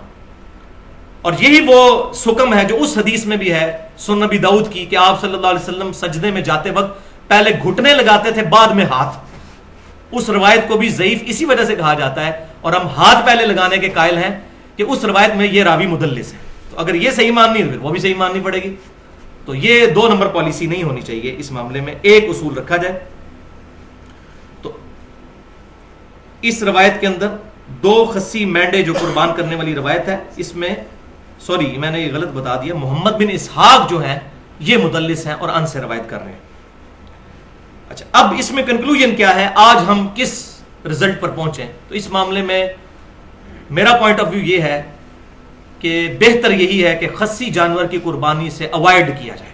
البتہ اگر کوئی کر لیتا ہے تو اس کو ناجائز نہیں کہیں گے، حرام نہیں کہیں گے۔ اس کی وجہ یہ ہے کہ آپ صلی اللہ علیہ وسلم نے جو عیب گنوائے ہیں جانوروں میں، اگر یہ عیب پائے جاتے ہوں تو ان کی قربانی نہیں لگے گی، یعنی کانا ہے، لنگڑا ہے، بیمار ہے، اسی طریقے سے لاغر ہے، سینگ ٹوٹا ہوا ہے، کان چرا ہوا ہے، یہ 5-6 باتیں آپ صلی اللہ علیہ وسلم سے ثابت ہیں۔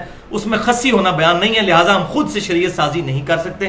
خصی کرنا قربانی کے علاوہ بھی ویسے جو ہے یہ مذموم چیز ہے، تو لہٰذا اہل تشیع کا یہ جو سٹانس ہے اس میں ان کو نرمی کرنی چاہیے۔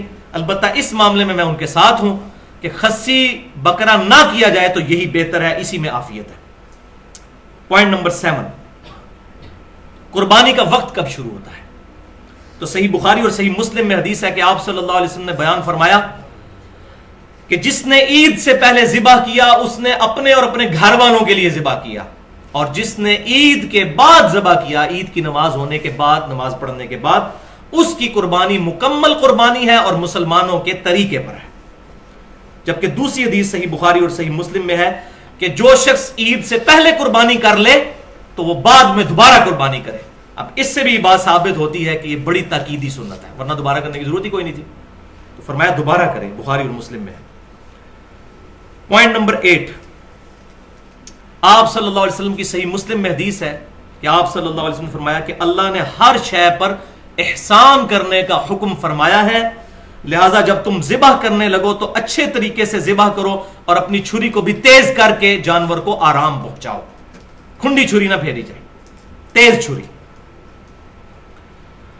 اور اس میں بھی پورا پھر جانور نہیں کاٹا جاتا، اسپائنل کارڈ تک کاٹا جاتا ہے، اس کو چھوڑ دیا جاتا ہے تاکہ جانور جو ہے اس کے اندر اس کے سر سے جو سگنل نکلنے ہیں پورے جسم کے ساتھ رشتہ برقرار رہے، تو وہ تھوڑا کانپتا ہے تو جسم کی نسوں میں جو خون ہے وہ بھی باہر نکل جاتا ہے، جو بیمار خون، بیماریاں پیدا کرنے والا خون ہے، یہی ذبح کے اندر حکمت ہے۔ تو جھٹکے والا جو ہے معاملہ یہ اسلام میں نہیں ہے۔ اب اسی کانٹیکسٹ میں ایک حدیث ہے مصنف عبد الرزاق کے اندر کہ سیدنا عبداللہ بن عمر رضی اللہ تعالی عنہما اس جانور کو کھانا مکروہ سمجھتے تھے جسے قبلہ رخ کر کے قربان نہ کیا گیا ہو، حرام نہیں، مکروہ، کراہت سمجھتے تھے، قربانی تو ہو جائے گی لیکن وہ ذبیحہ، ایسا ذبیحہ جو قبلہ رخ ہو وہی بہتر ہے۔ لہٰذا جب مرغیاں لینے بھی جائیں تو اس وقت بھی اہتمام کر لیا کریں، قبلہ رخ کریں، لیکن اگر کوئی نہیں کرتا تو قربانی جو ہے یا اس طریقے سے ذبیحہ تو ہو جائے گا۔ الحمدللہ ساری امت اسی پر عمل کرتی ہے، کہ اس کی ٹانگیں جو ہیں وہ باندھ کر جو ہے وہ قبلہ رخ کر دی جاتی ہیں، پھر اس کی گردن بھی، تاکہ قبلہ رخ اس کا ہو۔ پوائنٹ نمبر 9، تکبیر کے الفاظ کیا ہو؟ تو صحیح بخاری اور صحیح مسلم کی متفق علیہ حدیث ہے، آپ صلی اللہ علیہ وسلم نے 2 چتکبرے مینڈھے قربان کیے، اور آپ صلی اللہ علیہ وسلم نے ان کو زمین پر لٹا کر ان کے پہلوؤں پر اپنا پاؤں مبارک رکھا، پھر آپ صلی اللہ علیہ وسلم نے بسم اللہ اللہ اکبر پڑھ کر اپنے مبارک ہاتھوں سے ان کو قربان کیا۔ تو یہ تکبیر متفق علیہ ہے اہل سنت اور اہل تشیع کے ہاں، بسم اللہ واللہ اکبر، اللہ کے نام کے ساتھ اور اللہ کے لیے ہی تمام بڑائیاں ہیں۔ صحیح مسلم میں حدیث ہے کہ سیدہ عائشہ کہتی ہیں کہ آپ صلی اللہ علیہ وسلم نے چھری تیز کروائی، اور جب ذبح کا ارادہ کیا تو آپ صلی اللہ علیہ وسلم نے اللہ کے حضور دعا کی، بسم اللہ، اللہ کے نام کے ساتھ، اللہم تقبل من محمد صلی اللہ علیہ وسلم و آل محمد صلی اللہ علیہ وسلم، اے اللہ اسے قبول فرما محمد صلی اللہ علیہ وسلم کی طرف سے اور آل محمد صلی اللہ علیہ وسلم کی طرف سے، یعنی پورے گھر کی طرف سے، اور آپ صلی اللہ علیہ وسلم کی کم از کم 9 بیویاں تو تھی، پورے گھر والوں کی طرف سے آپ صلی اللہ علیہ وسلم نے ایک، اس میں الفاظ موجود ہے، سینگوں والا چتکبرا مینڈا قربان کیا، اور ساتھ ہی حضرت عائشہ نے بتایا چتکبرے سے مراد یہ ہے کہ اس کی پیٹ، آنکھیں اور ٹانگوں پر کالے نشانات تھے، جس کو ہم کہتے ہیں کالا چٹا، چتکبرا مینڈا قربان کیا، اور پھر فرمایا اللہم تقبل من محمد و آل محمد و من امت محمد صلی اللہ علیہ وسلم، اور ساتھ فرمایا امت محمد صلی اللہ علیہ وسلم کی طرف سے بھی اللہ قبول فرما۔ یہ صحیح مسلم کے الفاظ ہیں۔ لہذا یہاں پر جو آپ صلی اللہ علیہ وسلم نے پوری امت کا ذکر کیا تو یہ آپ صلی اللہ علیہ وسلم کی خصوصیت ہے، کیونکہ آپ صلی اللہ علیہ وسلم پوری امت کے روحانی باپ ہیں۔ النبی اولا بالمؤمنین من انفسہم، نبی صلی اللہ علیہ وسلم مومنین کی جانوں سے بھی زیادہ ان پر حق رکھتے ہیں، اور آپ صلی اللہ علیہ وسلم کی بیویاں امت کی مائیں ہیں، تو اگر وہ امت کی مائیں ہیں تو آپ صلی اللہ علیہ وسلم امت کے روحانی باپ ہیں۔ سورۃ الاحزاب کی آیت ہے، اس کے تحت اب کوئی شخص یہ نہیں یہ دعا پڑھ سکتا کہ پوری امت کی طرف سے قبول فرما، ورنہ تو باقیوں کی طرف سے قربانی گئی نا۔ تو یہ آپ صلی اللہ علیہ وسلم کی خاصیت ہے۔ اسی کانٹیکسٹ میں اگلا پوائنٹ نمبر 10 ہے، یہ روایت ہے جس کی وجہ سے تھوڑا ایشو آج کل چل نکلا ہے، وہ جامعہ ترمذی اور سنن نبی داؤد میں ہے، اور یہ ضعیف روایت ہے، اور یہ وہ روایت ہے جس میں وہ سکم ہے جو میں پہلے بیان کر چکا، کہ سیدنا علی رضی اللہ تعالیٰ عنہ کہتے ہیں کہ آپ صلی اللہ علیہ وسلم نے مجھے وصیت فرمائی تھی کہ میں ہر سال ایک مینڈا آپ صلی اللہ علیہ وسلم کی طرف سے قربان کروں۔ تو 2 مینڈے سیدنا علی رضی اللہ تعالیٰ عنہ دیا کرتے تھے، ایک اپنی طرف سے اور ایک آپ صلی اللہ علیہ وسلم کی طرف سے، آپ صلی اللہ علیہ وسلم کی وفات کے بعد۔ تو اس حدیث میں وہی شریک بن عبداللہ القاضی جو ہیں وہ مدلس راوی ہیں اور ان سے روایت کر رہے ہیں، اور مدلس کی ان والی روایت ضعیف ہوتی ہے جب تک سما کی تصریح نہ ہو۔ صحیح مسلم کے مقدمے میں یہ پیٹ رول ہے، اور یہی رول ہے جس کی وجہ سے وہ خطرناک روایت بھی ضعیف ثابت ہوتی ہے جو مسند امام احمد میں ہے، اور الادب المفرد امام بخاری کی اس میں بھی موجود ہے، اور مشکات المصابیح میں بھی انٹرنیشنل نمبرنگ کے مطابق 4902 نمبر حدیث ہے۔ اب یہ حدیث میں اس لیے کہہ رہا ہوں کہ وہ روایت درج ہے لیکن یہ ضعیف ہے، کہ آپ صلی اللہ علیہ وسلم نے فرمایا جو شخص اپنے جاہلی نسب پر فخر کرے تو اس کو کہو کہ اپنے باپ کا عضو تناسل کاٹ کے اپنے منہ میں رکھ لو، اور یہ بات کنائے سے نہ کرو، ڈائریکٹ کرو، ولیعوذ باللہ۔ آپ صلی اللہ علیہ وسلم کبھی یہ بات نہیں فرما سکتے۔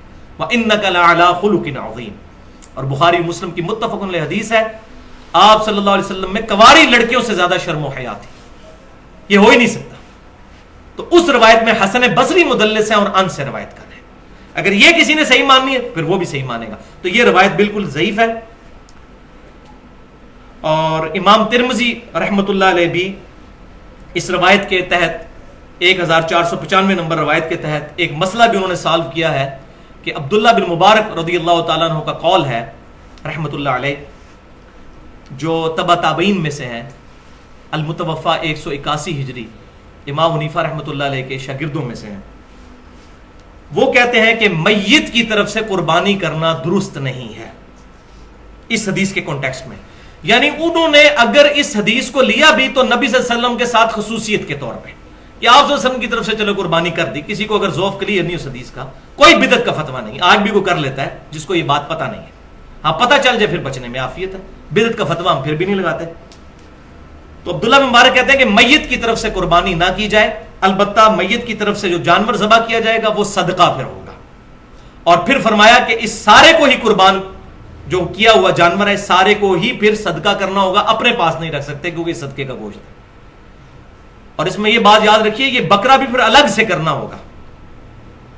گائے میں حصہ ڈال دیا اگر 7 میں سے ایک حصہ کسی اور کے لیے جو فوت شدہ ہے کہ میرے امی ابو کی طرف سے یا فلاں کی طرف سے, تو ساروں کی قربانی خطرے میں پڑ گئی. اور یہ بات سمجھ لیجئے, صحیح مسلم کی حدیث کے تحت میت کو 3 اعمال کا ثواب پہنچتا ہے. ان میں سے ایک عمل یہ بھی ہے کہ نیک اولاد کے اعمال کا ثواب بھی پہنچتا ہے, ان کی دعاؤں کا ثواب پہنچتا ہے. دوسرا, علم کی بات جو اس نے اپنی زندگی میں کی وہ ملنا بھی چاہیے. اور تیسرا, صدقہ جاریہ جو اپنی زندگی میں کوئی اچھا کام کیا. لیکن یہ جو بات ہے تو آٹومیٹکلی اگر ہم قربانی کرتے ہیں, ہمارے ماں باپ زندہ ہیں یا فوت ہو چکے ہیں, ان تک ثواب پہنچے گا. اور پوری امت کی قربانی کا ثواب آپ صلی اللہ علیہ وسلم تک بھی پہنچے گا, کیونکہ آپ صلی اللہ علیہ وسلم ذریعہ ہدایت بنے ہمارے لیے. اس میں کوئی شک ہی نہیں ہے. ہمارے ہر عمل کا ثواب آپ صلی اللہ علیہ وسلم کے نامہ اعمال میں بھی جاتا ہے, الگ سے کرنے کی ضرورت نہیں ہے.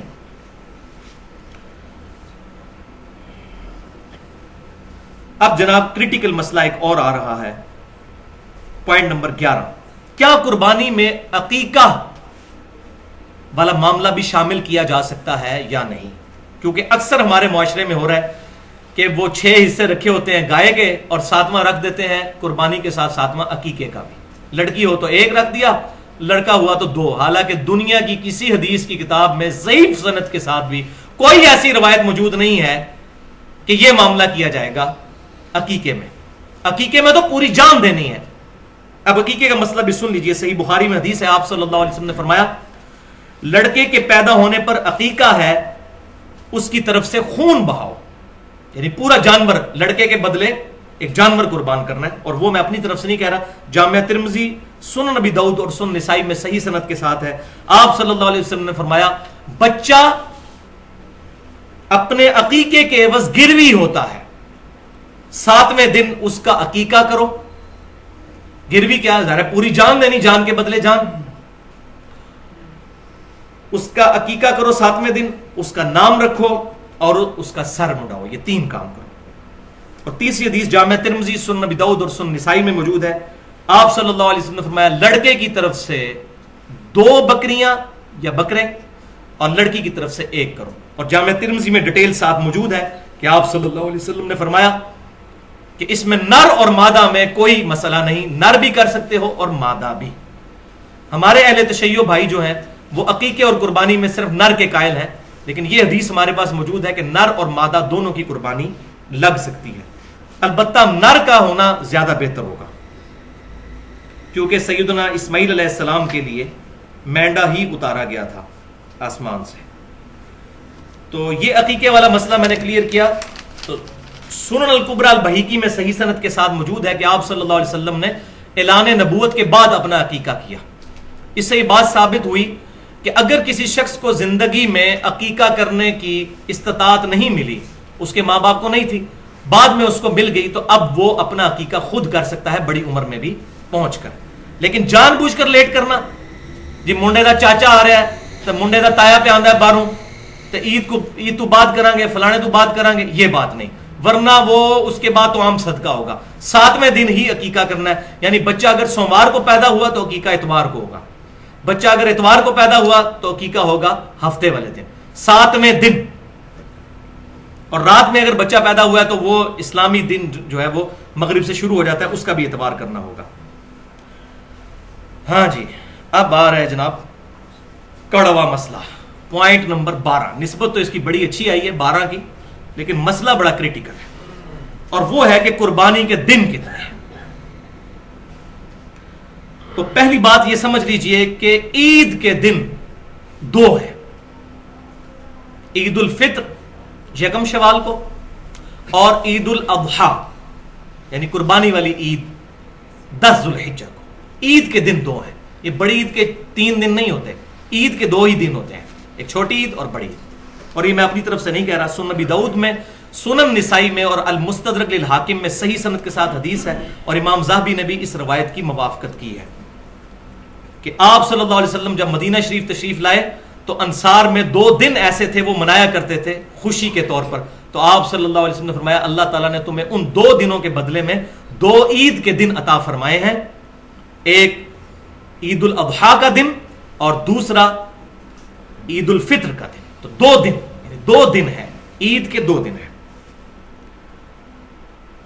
اور صحیح بخاری اور مسلم کی متفق علیہ حدیث ہے کہ 2 دن ایسے ہیں جن میں روزہ نہیں ہے، روزہ رکھنا منع ہے. دوسری روایت میں یہ ہے، ایک عید الفطر کا دن اور دوسرا عید الاضحیٰ کا دن. تو یہ تمام چیزیں بتا رہی ہیں کہ عید کے دن 2 ہیں. ہاں یوم النحر وہ زیادہ ہے. ہاں صحیح مسلم میں ایک حدیث ہے کہ تمام ایام تشریق جو ہیں، ایام تشریق کون کون سے؟ 10 ذوالحجہ، 11، 12 اور 13، یہ 4 دن یہ کھانے پینے کے دن ہیں، یعنی ان میں کھانا پینا. اس میں عید کے دن کے الفاظ کہیں نہیں موجود ہیں، بعض مولوی اس میں 2 نمبری کرتے ہیں. عید کا نہیں، کھانے پینے کے دن. اور تشریق کہتے بھی عربی زبان کے اندر گوشت کو خشک کر کے جو رکھا جاتا ہے تاکہ سٹور کیا جائے، جس طرح آج کل جو ہے فریجوں میں سٹور ہوتا ہے، اس کو کہا جاتا ہے. تو یوم النحر کتنے ہیں؟ تو بھائیو اس میں اہل سنت اور اہل تشیع کا اتفاق ہے سوائے چند لوگوں کے کہ عید میں، بڑی عید میں یوم النحر 3 ہے، 10 ذوالحجہ جو عید کا دن اور اس کے بعد 2 دن اور 11 اور 12. اہل سنت اور اہل تشیع کا اتفاق ہے. البتہ اہل سنت میں سے ایک گروہ جو اصحاب الحدیث یا اہل حدیث اپنے آپ کو کہتے ہیں، ان میں سے چند علماء کی یہ رائے ہے، اور وہ ظاہر ہے کہ ضعیف روایتوں کی وجہ سے ہوئی. ضعیف روایتیں ہی اصل میں فتنہ کھڑا کرتی ہیں سارا. اور میری پوری گفتگو ہے مسئلہ نمبر 36 کے نام سے اہل سنت پاک .com پر 1 گھنٹہ 25 منٹ کی گفتگو، ضعیف الاسناد اور من گھڑت احادیث کے فتنے کا تحقیقی جائزہ. یہ ساری امت میں بگاڑ جو آئے ہیں قرآن اور صحیح بخاری اور صحیح مسلم کے مقابلے پر، یہ ضعیف الاسناد احادیث کی وجہ سے. تو ضعیف احادیث کی وجہ سے جو اسناد میں ضعیف ہوں، یہ سارا فتنہ کھڑا ہوا. تو وہ حدیث جو ہے اس کی 2 تگڑی روایتیں جو بقول ان کے ہیں وہ پیش کی جاتی ہیں، وہ میں ان کا سکم آپ کو بتا دیتا ہوں. پہلی حدیث مسند امام احمد سے، یہ ہر بندے کی زبان زد عام ہوتی ہے کہ آپ صلی اللہ علیہ وسلم نے فرمایا کہ تمام ایام تشریق قربانی کے ہیں. تو بھائیو یہ حدیث پکی ضعیف ہے، منقطع روایت ہے، اور صحیح مسلم کے مقدمے میں ہے کہ تابعی کی مرسل کوئی شے نہیں ہے جب تک وہ صحابی سے بیان نہ کرتے. تو اس حدیث میں سکم یہ ہے کہ عبد الرحمن بن ابی حسین رحمت اللہ علیہ، ان کی تابعی، یہ جو تابعی ہیں، ان کی ملاقات جبیر بن مطعم رضی اللہ تعالیٰ عنہ صحابی سے ثابت نہیں. اور ظلم کی انتہا یہ ہے کہ دارالسلام نے جو کتاب چھاپی ہے حافظ صلاح الدین یوسف صاحب کی، انہوں نے یہ روایت لکھی اور ساتھ لکھ بھی دیا کہ محدثین کی نظر میں یہ روایت منقطع ہے. پھر آگے کہتے ہیں لیکن بعض کہتے ہیں ٹھیک ہے لہذا کر لینی چاہیے. یعنی اتنی شک والی چیز یہ کر لینی چاہیے. پھر تو بھائیو 24 حدیثیں تو میں بھی پیش کرتا ہوں نبی صلی اللہ علیہ وسلم کے بارے میں کہ بغیر رفع دین کے آپ نے نماز پڑھی. تو روایتیں تو ادھر بھی بہت ہیں، پر اصول محدثین پر ثابت تو ہونا پہلے. تو ضعیف الاسناد احادیث کا یہ سارا فتنہ ہے. اور دوسری حدیث سنن کبریٰ البیہقی اور صحیح ابن حبان سے پیش کی جاتی ہے، یہی والی حدیث، اس کی سند وہاں بھی ہے. اور اس کے علاوہ جتنی پیش کی جاتی ہیں ساروں میں یہی حکم ہے کہ وہاں پر کیا ہے، عبد الرحمن بن یہ میں نے جو پہلی بتائی نا، اس میں سلیمان بن موسیٰ کی ملاقات جبیر بن مطعم سے ثابت نہیں. اور یہ جو دوسری روایت ہے اس کی 2-3 اسناد میں عبد الرحمن بن ابی حسین اور عمر بن دینار تابعی، ان دونوں کی ملاقات جبیر بن مطعم رضی اللہ تعالیٰ عنہ سے ثابت نہیں ہے. لہذا منقطع روایت ہے، اور منقطع روایت کا ہونا اور نہ ہونا برابر ہے. لہذا یہ مسئلہ کلیئر کیا. تو لہذا کوئی مرفوع حدیث موجود نہیں ہے، نہ اس ٹاپک پر کہ قربانی کے کتنے دن ہیں، نہ 3 پر ہے اور نہ 4 پر مرفوع جو آپ صلی اللہ علیہ وسلم سے ثابت ہو. البتہ اس کے برعکس ہمیں صحیح الاسناد آثار ملتے ہیں، اور وہ پہلا الموطا امام مالک میں اور سنن الکبریٰ البیہقی کے اندر صحیح سند کے ساتھ عبداللہ بن عمر رضی اللہ تعالیٰ عنہ کا قول ہے، اور گولڈن چین کے ساتھ. امام مالک نے نافع سے سنا، نافع نے عبداللہ بن عمر سے، گولڈن چین. اسی سند پر بخاری اور مسلم میں رفع الیدین کی حدیث ہیں. گولڈن چین سب سے بیسٹ سند کہ عبداللہ بن عمر کہتے ہیں کہ قربانی عید والے دن کے بعد 2 دن ہے، یعنی ٹوٹل 3 دن.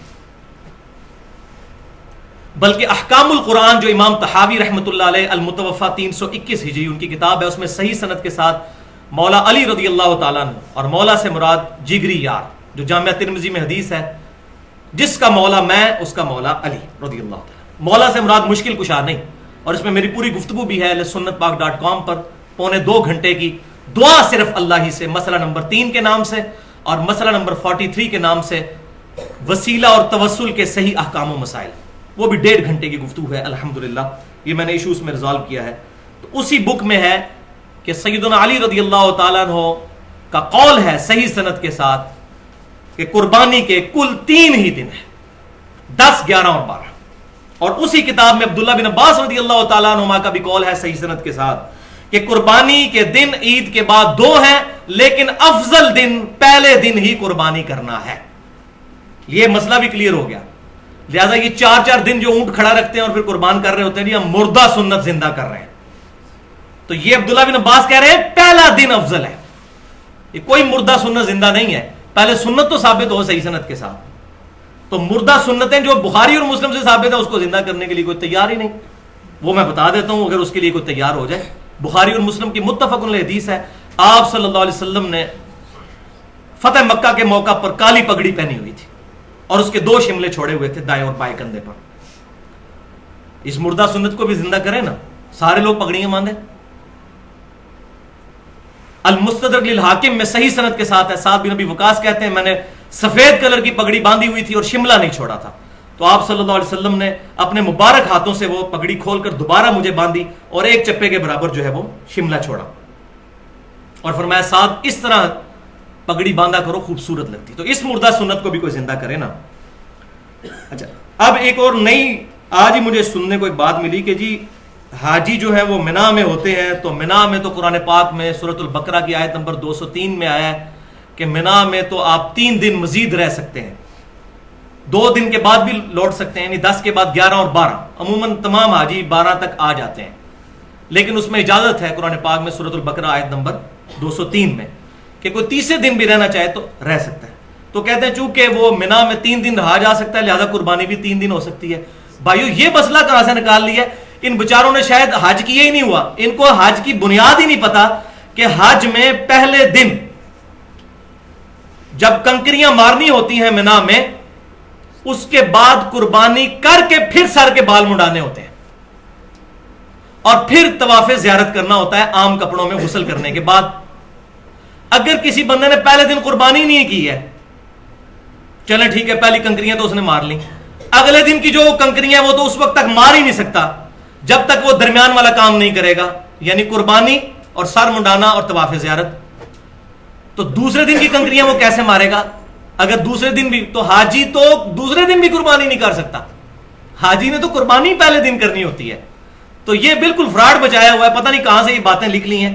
تو ایسی کوئی بات نہیں ہے، الحمدللہ میں نے بتا دیا، اہل سنت اور اہل تشیع میں اتفاق ہے، سوائے امام شافعی رحمۃ اللہ علیہ اور چند لوگوں کا کہ وہ چوتھے دن کی قائل ہیں اور ضعیف روایتوں کی وجہ سے، اور اس میں کوئی ایسا مسئلہ نہیں، ہم ان پہ کوئی بدعت کا فتویٰ نہیں لگاتے، لیکن جس کو بات پتہ چل جائے۔ اور میں اسی لیے بھائیوں، یہ بات شاید کسی کو بری بھی لگے لیکن میں اپنے دل کی بات سامنے رکھوں، میں اہل سنت میں سے اور اہل تشیع میں سے بھی سب سے زیادہ محبت اہل حدیث کے ساتھ کرتا ہوں۔ اس کی وجہ یہ ہے کہ یہی ایک مکتبہ فکر ہے جن کے سامنے جب صحیح الاسناد احادیث رکھی جاتی ہیں تو ان کو اپنا کوئی بزرگ یاد نہیں آتا، وہ کہتے ہیں بھئی حدیث صحیح ثابت ہوگی، یہی ہمارا مذہب ہے، اور اگر ہم کسی حدیث پر عمل کر رہے تھے اور وہ ضعیف تھی ہم چھوڑ دیں گے۔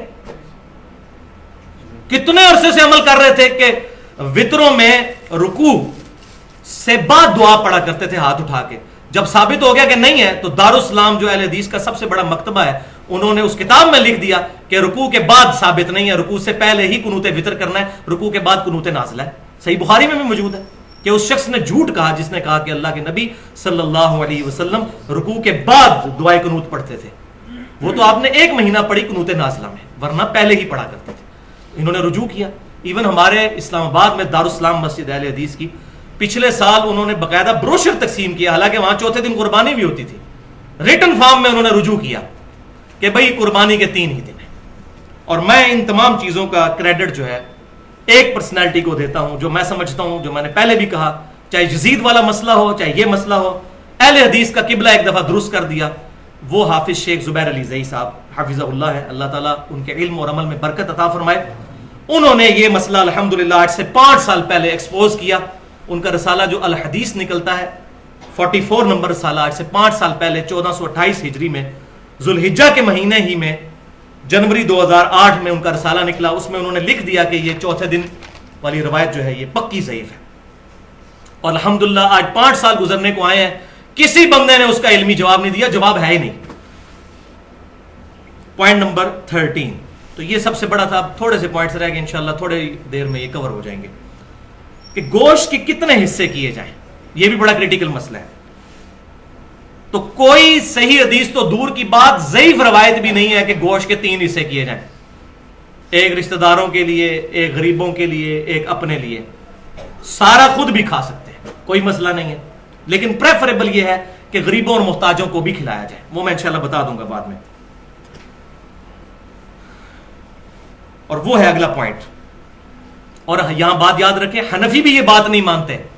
ان کے علماء ضرور کہتے ہیں کہ 3 حصے کریں، لیکن وہ بھی یہ بات ان کی کتابوں میں موجود ہے کہ 3 حصے کرنا ضروری نہیں، سارا خود بھی کھا سکتے ہیں.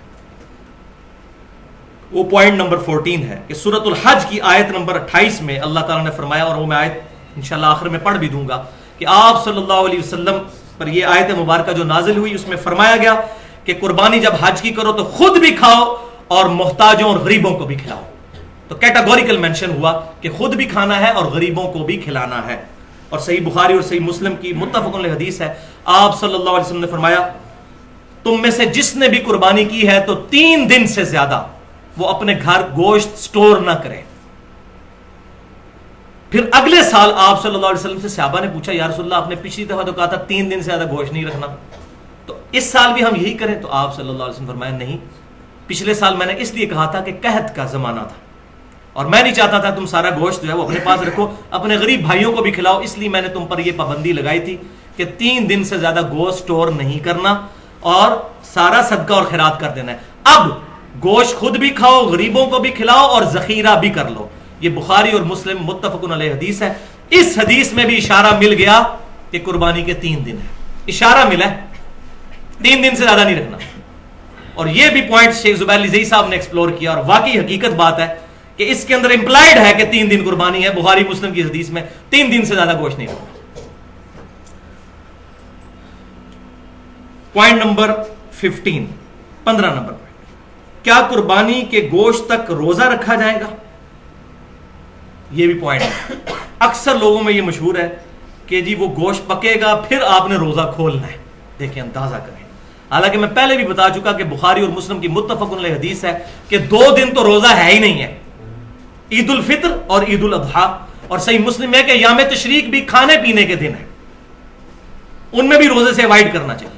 کھانے پینے کے دن یہ پتہ نہیں مسئلہ کہاں سے نکالا. البتہ ایک بات ضرور ہے، وہ جامعہ ترمذی میں ہے صحیح سند کے ساتھ کہ آپ صلی اللہ علیہ وسلم نے فرمایا کہ جو عید الفطر کے لیے آپ صلی اللہ علیہ وسلم جب جایا کرتے تھے تو آپ صلی اللہ علیہ وسلم گھر سے کچھ کھا کر جایا کرتے تھے چھوٹی عید کے لیے، اور بڑی عید کے لیے جب آپ صلی اللہ علیہ وسلم جایا کرتے تو بغیر کھائے پیے جایا کرتے اور واپسی پر آ کر کھایا کرتے. اس میں یہ موجود نہیں کہ وہ گوشت پکا کے کھاتے تھے، بس یہ کہ واپسی پر آ کر کھاتے تھے، یعنی جاتے وقت کچھ نہیں کھانا. البتہ یہ ضرور ہے کہ اگر جلدی قربانی ہو جاتی ہے بالکل ارلی ان دا مارننگ، تو سب سے بہتر یہ ہے کہ آپ اسی گوشت کے ساتھ ناشتہ کریں. لیکن وہ قربانی ہونی ہے 2 دن، دوسرے دن اگر آپ کو ٹائم دیا ہوا ہے کسی مدرسے والے تو 2 دن کا روزہ رکھیں گے، تو یہ عقلی طور پہ ہی غلط ہے بات. دیکھیں نا، عقل میں نہیں بات بیٹھتی. یہ ہو گیا وہ الزامی جواب جس کو پنجابی میں پھکی کہتے ہیں. تو جس کو تیسرا دن ملا تو وہ بندہ ہی مارا جائے گا عید کے چکر میں. تو یہ بات سمجھ لیں کہ عید کے بعد کھانا، یعنی عید سے پہلے کھانا نہیں، عید کے بعد آ کر کھائیں. تو یہ نہیں. ہاں یہ ضرور ہے الحمدللہ صحیح مسلم میں مولا علی رضی اللہ تعالیٰ عنہ 100 اونٹ لے کر آئے یمن سے حج کے موقع پر. صحیح مسلم میں وہ ڈیٹیل حدیث ہے. یہ وہی حدیث ہے 2950 نمبر حدیث جس میں حجۃ الوداع کا حضور کا خطبہ بھی ہے. میں اپنے بعد تم میں وہ چیز چھوڑ کر جا رہا ہوں، اگر مضبوطی سے پکڑ لیا کبھی گمراہ نہیں ہو گئے. وہ اللہ کی کتاب ہے. صحیح مسلم میں اللہ کی کتاب. جابر بن عبداللہ رضی اللہ تعالیٰ عنہ سے روایت. پھر جابر بن عبداللہ کہتے ہیں کہ سیدنا علی 100 اونٹ لے کر آئے. نبی صلی اللہ علیہ وسلم نے اپنے مبارک ہاتھوں سے 63 اونٹ قربان کیے، اور اس میں اشارہ موجود تھا کہ یہ آپ کا آخری سال ہے، کیونکہ 63 سال ہی آپ کی زندگی ہوئی. آپ نے پوری زندگی کی قربانیاں ایک دفعہ کی 63 اونٹ. یہ تو بعد میں پتا چلا نا. اور بخاری اور مسلم میں حدیث ہے بڑی رکت والی. صحابہ کہتے ہیں حضور ہم میں موجود تھے اور ہم کہا کرتے تھے یہ حجۃ الوداع ہے، یہ واو پہ زبر ہے، ودا نہیں لفظ ہوتا حجۃ الوداع، لیکن ہمیں اس وقت نہیں پتا تھا ہم اسے حجۃ الوداع کیوں کہتے ہیں، حالانکہ الوداع ہی تھا، تو بعد میں پتا چلا یہ حجۃ الوداع کیوں ہے، آپ صلی اللہ علیہ وسلم کا وہ آخری سال تھا۔ تو حجۃ الوداع کے موقع پر آپ صلی اللہ علیہ وسلم نے 63 اونٹ اپنے مبارک ہاتھوں سے قربان کیے، اور پھر 37 اونٹ سیدنا علی کو کہا کہ تم قربان کرو، تو سیدنا علی نے وہ 37 اونٹ قربان کر کے 100 کا ہنسا پورا کیا۔ پھر جابر بن عبداللہ کہتے ہیں آپ صلی اللہ علیہ وسلم نے حکم فرمایا کہ ہر اونٹ میں سے ایک ایک گوشت کی بوٹی لی جائے، 100 اونٹوں میں سے، اور پھر اس کو ایک دیگ میں پکایا جائے، یعنی 100 اونٹوں کی ایک ایک بوٹی لے کر وہ پھر دیگ میں پکائی گئی، پھر گوشت اس کا تیار ہوا، تو جابر بن عبداللہ کہتے ہیں پھر ان دونوں نے بیٹھ کر کھایا، کس نے؟ نبی صلی اللہ علیہ وسلم اور سیدنا علی رضی اللہ تعالی۔ تو لیکن یہاں پر یہ کریٹیکل مسئلہ بھی سمجھ لیں کہ اونٹ کا گوشت کھانے سے وضو ٹوٹ جاتا ہے، یہ صحیح مسلم میں حدیث ہے۔ آپ صلی اللہ علیہ وسلم نے پوچھا گیا یا رسول اللہ صلی اللہ علیہ وسلم ہم بکری کا گوشت کھا کر وضو دوبارہ کریں؟ فرمایا مرضی ہے، کر لو ٹھیک، نہ کرو تو کوئی حرج نہیں۔ پھر پوچھا اونٹ کا گوشت کھا کے، فرمایا کہ اونٹ کا گوشت اگر کھاؤ تو پھر وضو دوبارہ کرو۔ اس میں وہ جو ایک عجیب سا قصہ مشہور ہے کہ وہ کسی صحابی کی ہوا خارج ہو گئی تھی، تو آپ سے فرمایا جس نے اونٹ کا گوشت کھایا وہ جا کے وضو دوبارہ کرے، وہ روایت کوئی ثابت نہیں ہے، اس میں تو واضح صحابی خود پوچھ رہے ہیں کہ بکری کا گوشت کھا کے، فرمایا نہیں کرنا، اونٹ کا گوشت فرمایا کرنا ہے۔ تو اونٹ کا گوشت کھانے سے وضو ٹوٹ جاتا ہے۔ وضو، غسل، تیمم اور طہارت کے مسائل پر میری پوری گفتگو ہے اہل سنت پاک.com پر، مسئلہ نمبر 42 کے نام سے 2 گھنٹے اور 20 منٹ کی، اس میں نے ڈیٹیل کے ساتھ احکام بتائے ہیں۔ اب الحمدللہ 5-7 منٹ میں یہ آخری 2 پوائنٹ کور ہوں گے اور ہماری یہ گفتگو الحمدللہ کنکلوڈ ہو جائے گی۔ Point number 16، second last point, کھال کا مصرف کیا ہونا چاہیے؟ کیونکہ کھال تو بڑی مصیبت بن گئی ہے۔ پہلے تو خالی مولوی لڑتے تھے کھالوں کے لیے، اور ان کا بس چلے تو آپ کی کھال بھی عید والے دن اتار کے لے جائیں اور جا کے اس کو بیچ کے تو اس سے جو ہے چندہ اکٹھا کریں۔ لیکن اب سیاسی جماعتیں بھی میدان عمل میں اتر آئی ہیں، خصوصاً کراچی شہر کے اندر تو عید قرباں پر قتل ہو جاتے ہیں کھال کے چکر میں۔ وہ 1,500-2 ہزار کی کھال ہوتی ہے اور بندہ مار دیتے ہیں، یہ کھال ہم نے لے کے جانی، وہ کہتے ہیں ہم نے لے کے جانی۔ پھر ایک ایک مکتبہ فکر میں، بریلویوں میں، دیوبندیوں میں، اہل حدیث، اہل تشیع میں، ان میں بھی جتنی پارٹیاں بنی ہیں وہ آپس میں کھال کے پیچھے لڑتے ہیں۔ اور بعض لوگ تو بےچارے صرف اس لیے 2 قربانیاں کرتے ہیں کہ ایک پارٹی کو ایک کھال دیں گے، دوسرے کو دوسری، تاکہ دونوں خوش رہیں۔ ٹھیک ہے، یہ بالکل حقیقت ہے، اور یہ سارا مسئلہ جو ہوا ہے نا وہ ہوا ہے فتنہ مال۔ میں پھر ریپیٹ کروں گا، مسئلہ نمبر 51، 1.5 گھنٹے کی گفتگو، رزق حرام، فتنہ مال اور دنیا پرستی کا انجام اور اس کا علاج۔ آج تک کسی بندے نے رزق حرام پہ یہ گفتگو نہیں کی ہے، کیوں؟ کہ وہ پرٹیکولر آیات ہے ہی علماء کے بارے میں ہے کہ یہ حرام خور ہے، وہ ساری آیات میں نے پیش کی ہیں۔ امت کے بارے میں تو بعد میں ہے، جامع ترمذی میں صحیح حدیث ہے، ہر امت کا ایک فتنہ اور میری امت کا فتنہ مال ہے، تو میں نے ڈیٹیل کے ساتھ اس میں بیان کیا ہے۔ تو صحیح بخاری اور صحیح مسلم کی متفق علیہ حدیث ہے اس کھال والے کانٹیکسٹ میں کہ سیدنا علی رضی اللہ تعالیٰ عنہ کہتے ہیں کہ نبی صلی اللہ علیہ وسلم نے میری ڈیوٹی لگائی تھی اونٹوں پر کہ میں اونٹوں کی قربانی کے لیے ان سے پہلے جو ہے ان کی نگرانی کروں، اس کے بعد ان کی لگاموں کو اور ان کے پالان جو ان پر رکھے ہوتے ہیں اور لگامیں جو ساتھ ہوتی ہیں ان کو اور ان کی کھال کو صدقہ کروں، اور کسائی کو یعنی قصاب کو اس کی اجرت نہ دوں کہ اس کے کھال اس کے حوالے کر دی جائے کہ یہ اجرت ہے تمہارے قربان کرنے کی، اپنی طرف سے اجرت دو۔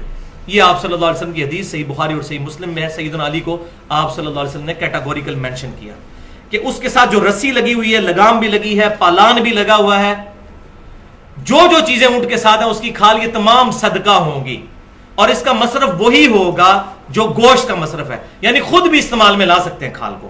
وہ صحیح مسلم میں حدیث ہے کہ آپ صلی اللہ علیہ وسلم نے کھال اپنے ذاتی استعمال میں لانے کی بھی اجازت مرحمت فرمائی ہے، یعنی گوشت بھی ہم استعمال کر سکتے ہیں، کھال بھی۔ اس وقت صحابہ کرام علیہم رضوان گھروں میں مسلح بنا لیا کرتے تھے کھالوں کا، ڈول بنا لیا کرتے تھے اس چمڑے کا، خود استعمال کر سکتے ہیں۔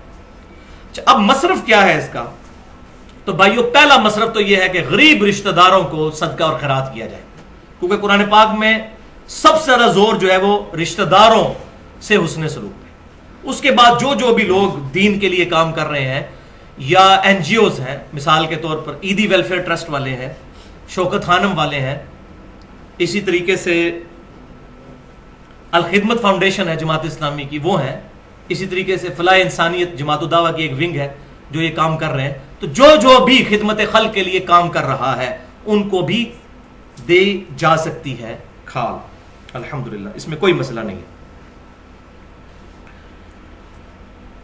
پوائنٹ نمبر 17، آخری پوائنٹ، اور یہ خصوصاً بیرون ملک مقیم مسلمانوں کے لیے، کیا غیر مسلم کو قربانی کا گوشت دیا جا سکتا ہے یا نہیں؟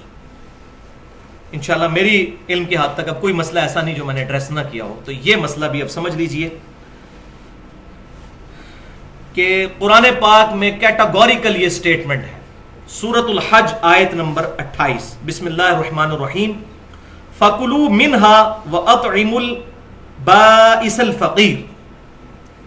تو جب یہ قربان کر چکو جانور تو اس میں سے خود بھی کھاؤ اور محتاج غریبوں کو بھی کھلاؤ. اب اس میں غریب مسلمان ہے یا غیر مسلم، اس کی کوئی تفریق نہیں، اور نہ ہی کسی حدیث کے اندر یہ تفریق آئی ہے.